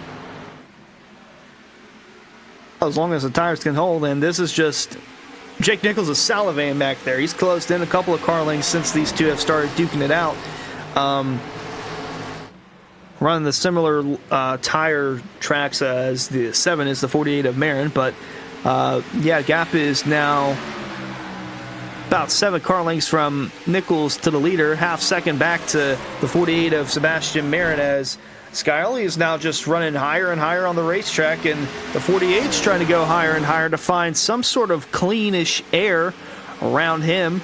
And these 3 have checked out from the rest of the field. They're gone compared to Jonathan Evans. 4th on back, they're kind of mangled up here, or pack racing, if you will. But Connor Horn still trying to hold on to 5th. Harbert's on the outside of Travis Beckner, now trying to take the 7th spot away. Chilcutt is in 9th, and Patrick Moose in 10th. Good gaggle of cars here duking it out. And this is just a caution just waiting to happen, and it just hasn't happened yet. It is just tick, tick, tick, tick. When is just fuse going to finally explode? Some great racing there. This is what you love to see, especially if they can maintain it in clean order here. As Chilcutt with a dive to the inside threads the needle there as he washed up the track. Beckner looking to the inside of the racetrack now through the quad oval here at Charlotte. Behind that is Patrick Moose, and all the while up front, not missing anything. Sebastian is going in his ebbs and flows, but if anything is happening, it's more so that the 73 has caught them. Oh yeah, they've duked battle for so many laps now that Nichols had no one around him, and He was just running laps. They started battling, and he started closing in, and they might start battling again. Here comes Marin to the inside of Scioli into 1. Scioli again going to run the outer lane of 1 and 2. Marin going to have to try and get her woe down and in line through the exit of 2, and Nichols just going to slowly reel him back in. It's just going to be so hard for Sebastian to clear on the inside of the racetrack. You just don't have the momentum there. I think the best thing he could probably try to do is get to the outside and in turn 1. But you know Scioli is going to hold that spot with his life and do everything he can to block that outside lane. And that's very realistic to real Charlotte. It is very hard to pass on the bottom when you have a solid car playing defense on the outside lane. Now Sebastian's looking high. What's Scioli doing? Trying to slowly wash up, take the wake away, put him in that dirty air. And there's a little bit of a wiggle from the 48. And I wonder why. It's because Jake Nichols probably took the air off his spoiler. And Jake's going to go for a higher approach through 1 and 2. Marin trying to go a little bit lower on the 7 of Scioli, but Jake Nichols has joined the party in the top 3, all within 2 car lengths of each other right there. Nose to tail through 3 and 4. Nichols going to go low. We have a spin. It's the 10 of Jeff Wright. No yellow, still green. And in a second, we'll try to check what's going on with that with a replay, but we can't cut off this live action for now as Nichols to the inside of Marin. All the while, I think Sebastian's trying to go 2 for 1, split the gap, thread the needle, going 3 wide for the race lead. No, save it, save it. What a save by Sebastian. That's going to cost him second, though. He's going to try and stay in it with Jake Nichols, but 73 getting a little bit loose there on the bottom, so Marin's actually going to hold on to second, and phenomenal car control from the 48 as Scioli breathing a big sigh of relief. Now I'm going to try and drive away from the 48, but not for long because Marin slowly closing the gap once more. And still going back here in the back, we just got some great racing all over the Charlotte Motor Speedway right now. Reese Schaefer looking to the inside of Chilcutt. This is 6th and 7th, but here we go back up front. Right to the rear deck lid again. I would have thought that he would have overheated the tires with that massive slide, but no, he's not. He's right back on the saddle here, going for the move to the inside, and this may be the closest he's been to being able to clear. Can he do a send-it move? He can. He's going to pull the haymaker slide job, and now here goes Scioli, but he's so far back, I don't think he's going to be able to get there, or will he?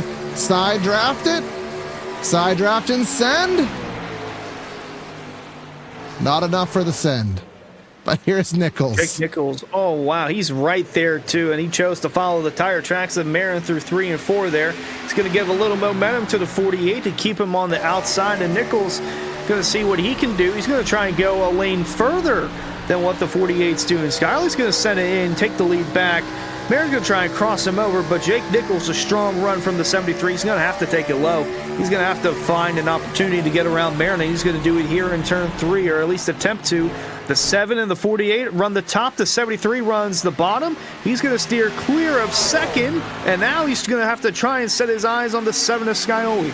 Well, that worked perfectly for the 73 and the 7, putting Sebastian almost in a pick there where he couldn't move anywhere.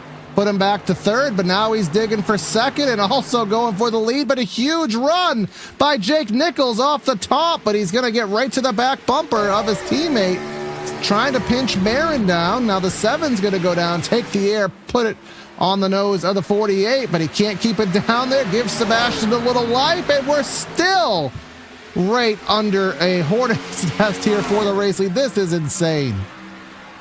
Yeah, Marin's going to go low again to try and get around the 7 of Scioli. Nichols, again, using that outer groove along 1 and 2 to generate a run down the back. Scioli's going to hold clear of the lead.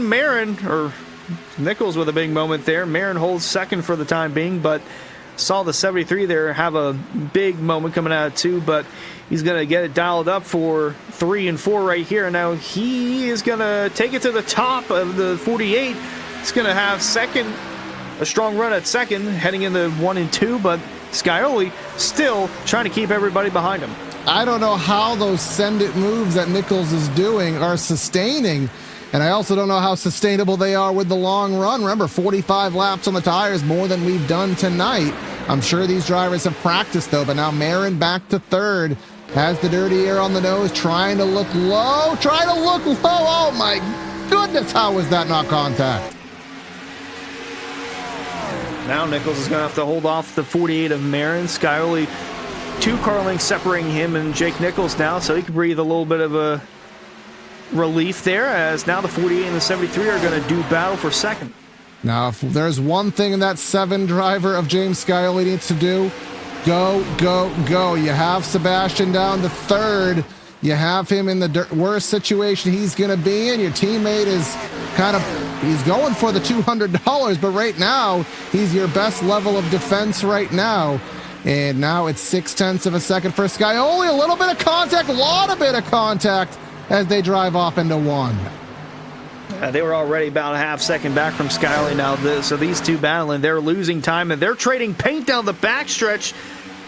And a big enough gap now where Nichols can finally try to drive away from Sebastian Marin.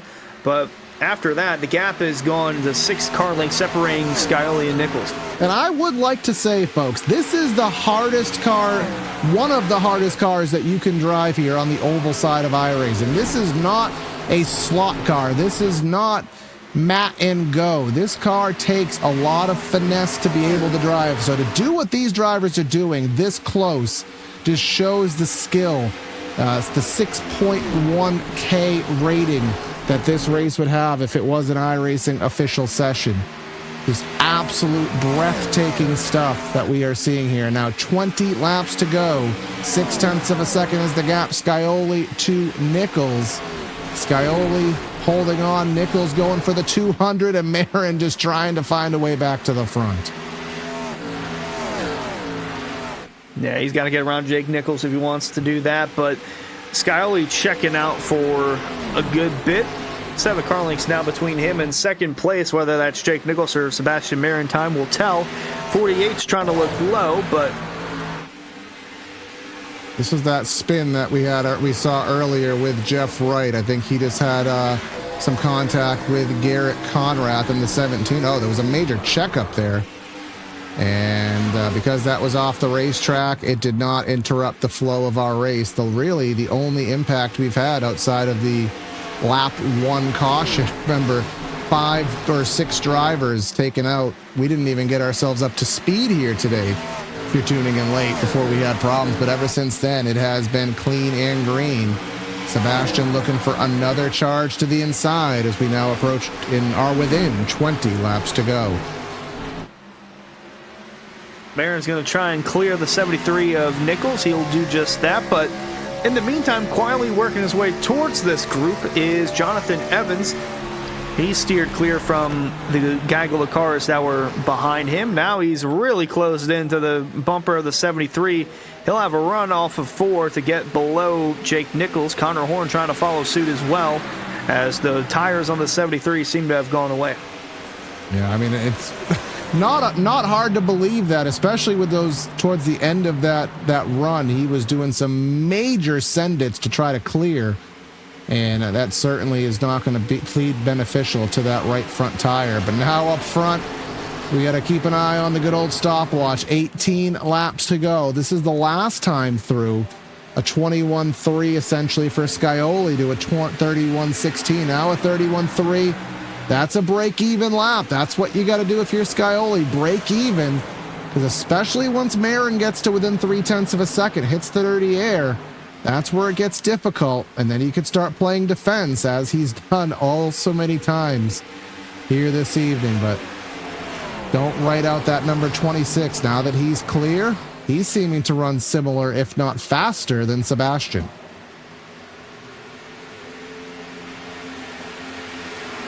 Oh, my mic was off. Indeed, Evans is slowly putting down better lap times than the front two, but we'll have to see if we get a yellow before that, because I don't think these guys are going to have to pit with coming up on 15 laps to go. But Jonathan Evans looking pretty good on the longer run as we look throughout the rest of the field. Travis Beckner has fallen down to 10th. And then we see Brad Slaughter over there in the 11th position. 12th, we find Jeremy Miller. Jeff Wright. Jeremy Miller is 1 lap down, so if we do get a yellow, he'd get the free pass. Absolutely. And then, of course, Conrath, Van Drugman, Weishart, Alt, Edwards, and Kerr out of the race. And to be bluntly honest, Kerr, Edwards, Weishart, they never even really had a chance here today. They didn't even get to get into third gear before their race was basically over. But the gap was 0.8 of a second at its peak, I do remember, and now it's down to 0.6 of a second. It seems as though Scioli can either match Sebastian's best lap or he runs about a tenth slower. There's not really an exchange to where that 7 is faster, but the 7, his best friend right now, is going to be the 26, who is looking to the outside of Sebastian Marin.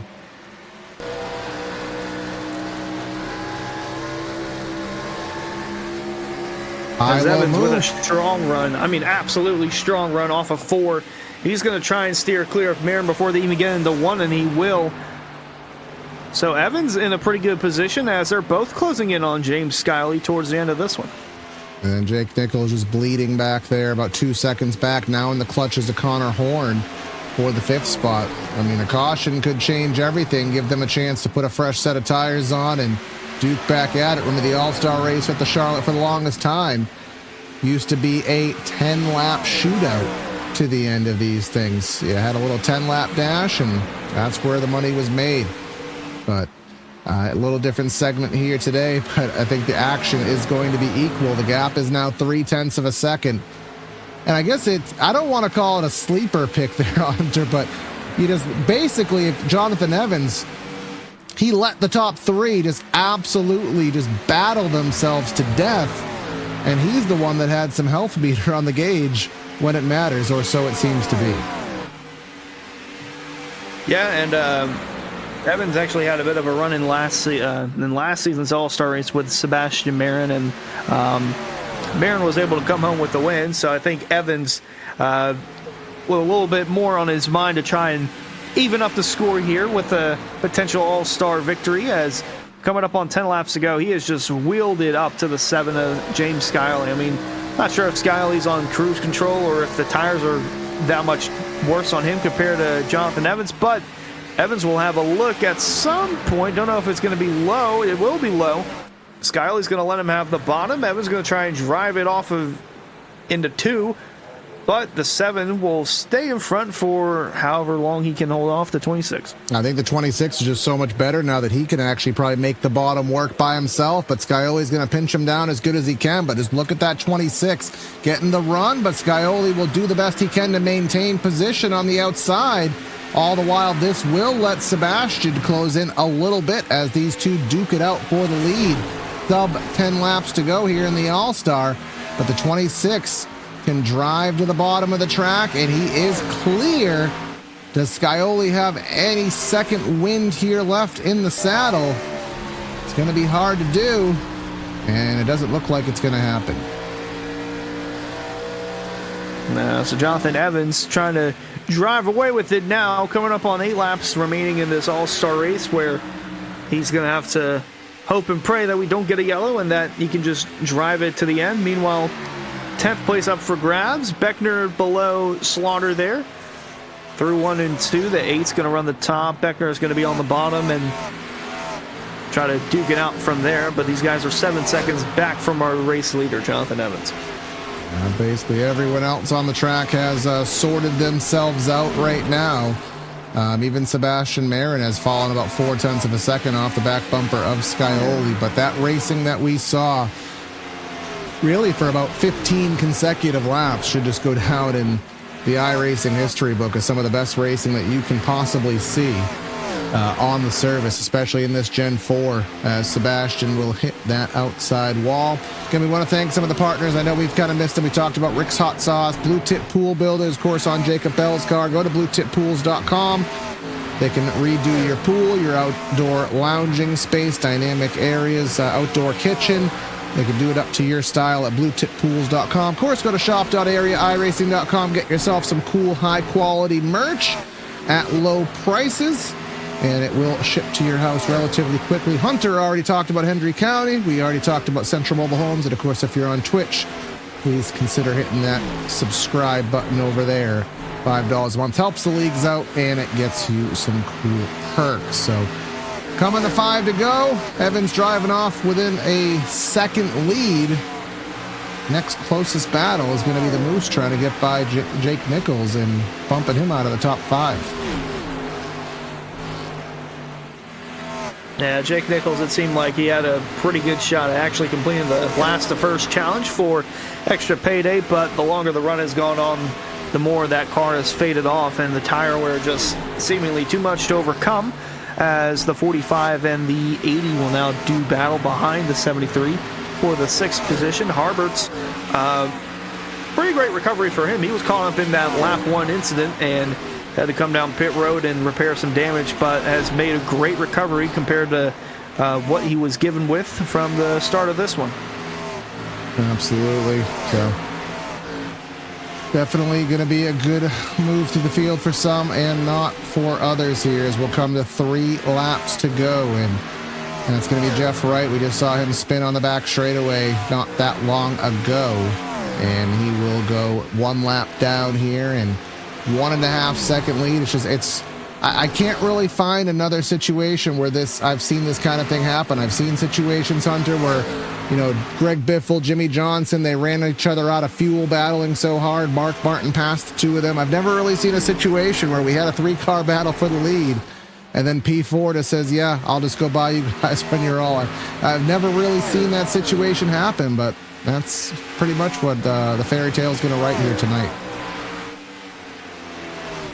Indeed, as Evans, how he got in this all-star race, he won at Rockingham in the trucks this season. He's won a couple races there, but not running full-time, but is 13th in the Pro Series standings, so this is definitely going to be a little bit of a confidence booster for him going forward.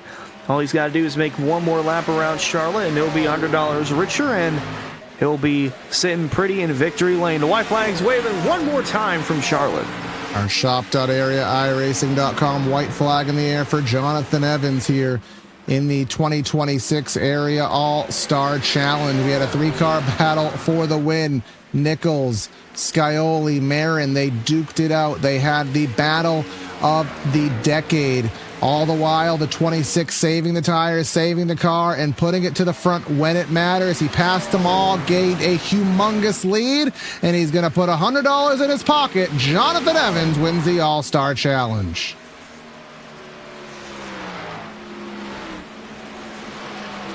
Oh, we're tangling after the finish. Someone was. Yeah, Jeff Wright and Jeremy Miller having a skirmish. And they're still skirmishing. Not sure if that's it might be just for fun, but anywho, we want to give our congratulations. Scioli finishing in 2nd, Marin in 3rd, and Jake Nichols, again, he was going for that $200 prize, and he ended up finishing 6th on the day, and and within almost a photo finish of Patrick Moose to fall back even to 7th. So he definitely used all those good years, but he put on a show for us. But another show to be had is going to be Jonathan Evans as he burns it down here for the All-Star.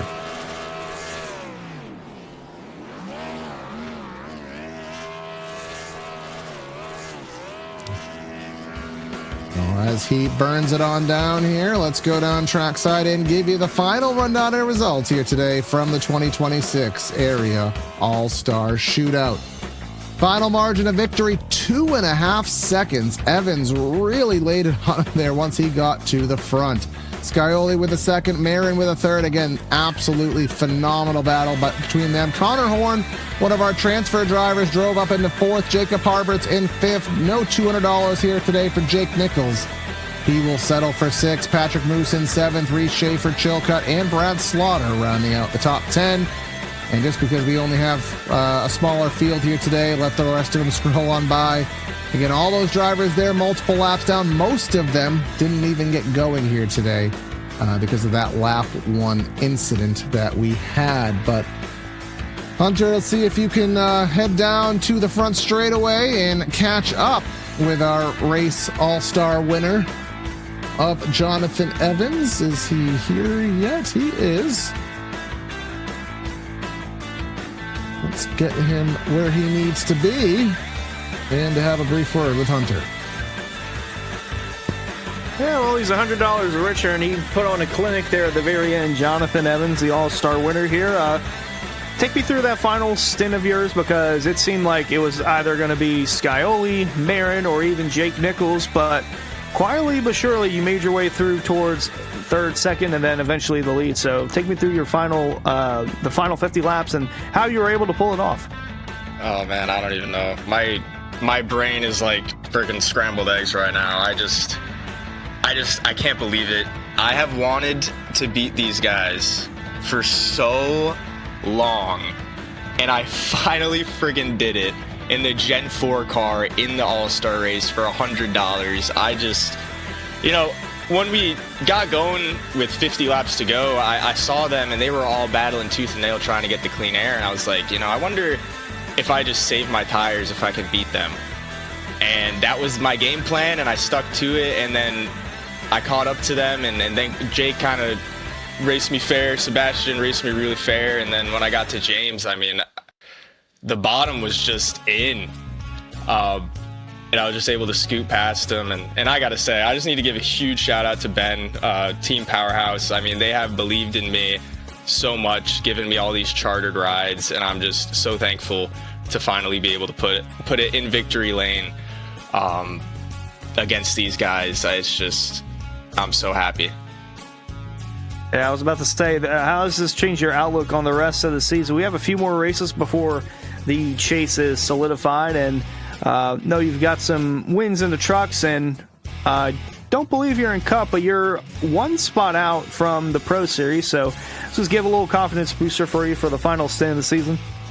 For sure it does. It's going to be tricky for me to get in Pro. I had really bad luck. I disconnected out of the first 2 races of the year, and then since then I've just tried to put myself in position to at least run well, and it hasn't always gone well, but this just this makes it a whole lot better. I'll tell you that much. We do have the road course and then Dega coming up, so who knows what can happen there. I'm not the best road course racer, to be completely honest, so yeah, Kansas, Dega, looking forward to those 2 races. Hopefully we can keep this going, because I need to show up big for those last 2 before the chase begins. But yeah, this is incredible. I mean, forget the money. I mean, this win, even without the money, just means so much to me, and I'm so happy. Well, Jonathan, you get to etch your name in the history books as a All-Star winner. Congrats on the $100, and good luck to you on the rest of the season. Thanks, Hunter. All right, and now second place, we got James Scioli. Well, James, that was the battle of the century with you, Jake, and Sebastian, and then all of a sudden, fourth place just comes and passes all 3. But what was that battling like in the driver's seat when you guys were 2, 3 wide crossovers? What was that like in the cockpit? Yeah, hopefully we put on a good show. I knew being the leader there, I just had to protect the clean air. If a yellow comes out, if anything happens, I mean, you just have to be first in that scenario. So I saw us 3 kind of pulling away from the field, and figured a couple of those guys were super saving, but was just hoping that dirty air might be enough, or they might just get caught up battling with each other and wouldn't be able to catch us. But fortunately, just about 10 laps too many here to be able to hang on to it. But yeah, I think all of us knew, at that point you just had to have the clean air, especially like I said, if a yellow comes out, you have to protect track position as much as possible. And for whatever reason, the Gen 4 does have a decent amount more dirty air than you would expect it to have. So I mean, just being first is huge, and that was it. Just trying to hang on for the lead. And once Seabass got by me, I just knew I had to try and send it as quick as I could to get right back by him, or else he might just start running away. And I knew I couldn't let that happen, so I was luckily able to pass him back and hang on for a couple more laps there. Yeah, absolutely. Still got a second on the day. Crazy that Evans was able to get 2.5 seconds on you guys, but that's just the tires for you. How much did you actually have to put into this? I know the Gen 4, you guys are so hyper-focused on the top 3 series, getting the most that you can. How much experience did you have in this car, and how much did you kind of have to figure out, or was this something you just had in your back pocket all along? I don't really ever race this car too much. I've never done an official race in it. I think the only times I've run it have been for area special events. So the whole practice session, before the race and kind of the whole first segment was just spent learning, just kind of trying to figure out what the car liked, what it didn't like, how to protect the tires, how the air worked, and then just use everything you learned in the first 20-30 laps and try and apply it to the rest of the race. So that was kind of all I could do there. All right, well, $100 isn't yours, but a solid run, confidence nonetheless, and we'll see you at the Daytona Road Course next week, man. Any final shout-outs before we let you go? Yeah, first shout out to you guys for broadcasting this one. It'll be fun to go back and watch that battle for the lead there in the third segment. Shout out to Jonathan Evans for the win. Big shout out to Lucky Duck, Solar Flare Racing, Sim Speed Shop, JWR Race Cars for being on the car, and hopefully we're talking to you guys again after the points races next week. Absolutely, man. Good show for us. Thanks for putting that on for us. Yeah, thanks, guys. And wrapping up the podium, Sebastian Marin with Hunter. Well, the speed was definitely there from you, Sebastian, but third place tonight in the All-Star race, and it was a good battle between you, Jake Nichols, and James Skiley. Take me through that last 50 laps for you, because it put on a good show for us up here. Yeah, it was a great race, to be honest. Obviously, wish we could have got it there at the end, but I knew track position was going to be key, so I kind of played the first couple laps of that last run, see where my speed was, and I felt like Scully was taking a little too easy. I was hoping I could maybe catch him by surprise, but it was so hard to pass on the bottom. And then once we started racing, it allowed Nichols to get to us. And then once Nichols got to us, then they were going to work together to obviously try and hold me up. And I knew the longer we kept battling, it was just going to allow whoever was the car behind us, if they had a tire advantage, to get us, and that's exactly what happened. So a bit unfortunate. Wish that would have, kind of let it play out halfway through that battle, but it was going to be hard to give up second place to Nichols and kind of let them control the race. So I kind of just had to keep going and pray that either Jonathan's tires went off as well, or we got a yellow that would kind of save us, but that never came. So overall, still a really, really fun race. So that was a lot of fun with everyone there at the end. So coming home with a P3. And talked a little bit about the Daytona Road Course last week after Darlington, and now it's going to be a bit of a challenge for you. But the last stint for area this season, what's that going to be like for you as a whole? Because you're in a pretty good spot right now on the Cup side of things, and then the Pro Series. Anytime you're in there, you're a threat to win. So, what's the last half of the season going to look like for you? Hopefully, you can keep racking up some good results and a couple more wins. Feel like I've thrown a few of them away, just kind of having fun and trying stuff that maybe I shouldn't have. But yeah, hopefully, keep this momentum going. Obviously, I can't rule out the possibility of me having to not completing the season, or at least not being fully locked in, with my full focus being in the Coke Series, obviously. But hopefully, we can stay here and, keep winning races and hopefully win the championship. Well, thank you for your time, Sebastian, and congrats on the podium, and good luck on the remainder of the season for you. Yes, sir. Thank you. Have a good night. Well, what a race here today. Jonathan Evans, again, passing the top three Goliaths in the series. Not that he's not one himself, but saving the tires, having the longevity, getting the prize here today, Hunter. What a show. Yeah, that's the beauty about the All-Star race. I mean, the winner can come from anywhere in the field, and I know we didn't get a chance to talk to Connor Horn at all, but I mean, he had a pretty solid night as well, considering from where he started tonight in the Open to now the main event. So props to him, props to everyone that came out tonight and supported us and drove in this race. So fun to watch, and really looking forward to the second half of this season and excited for what's to come. Absolutely. Make sure you like, share, comment, subscribe, both on PTR TV. And if you're watching on Twitch, hit the like button, the follow button, and the subscribe button. $5 a month, custom emotes, double points. Turn those double points into free merch. We'll be live here on PTR TV with some other content here this week with the Triple Bypass series. Next week, we'll be back here with Area Daytona Road, a full week of action. Would love to have you with us for these broadcasts. But that's going to be Corey and Hunter signing out of the booth. Have a great night, and we'll catch you next time.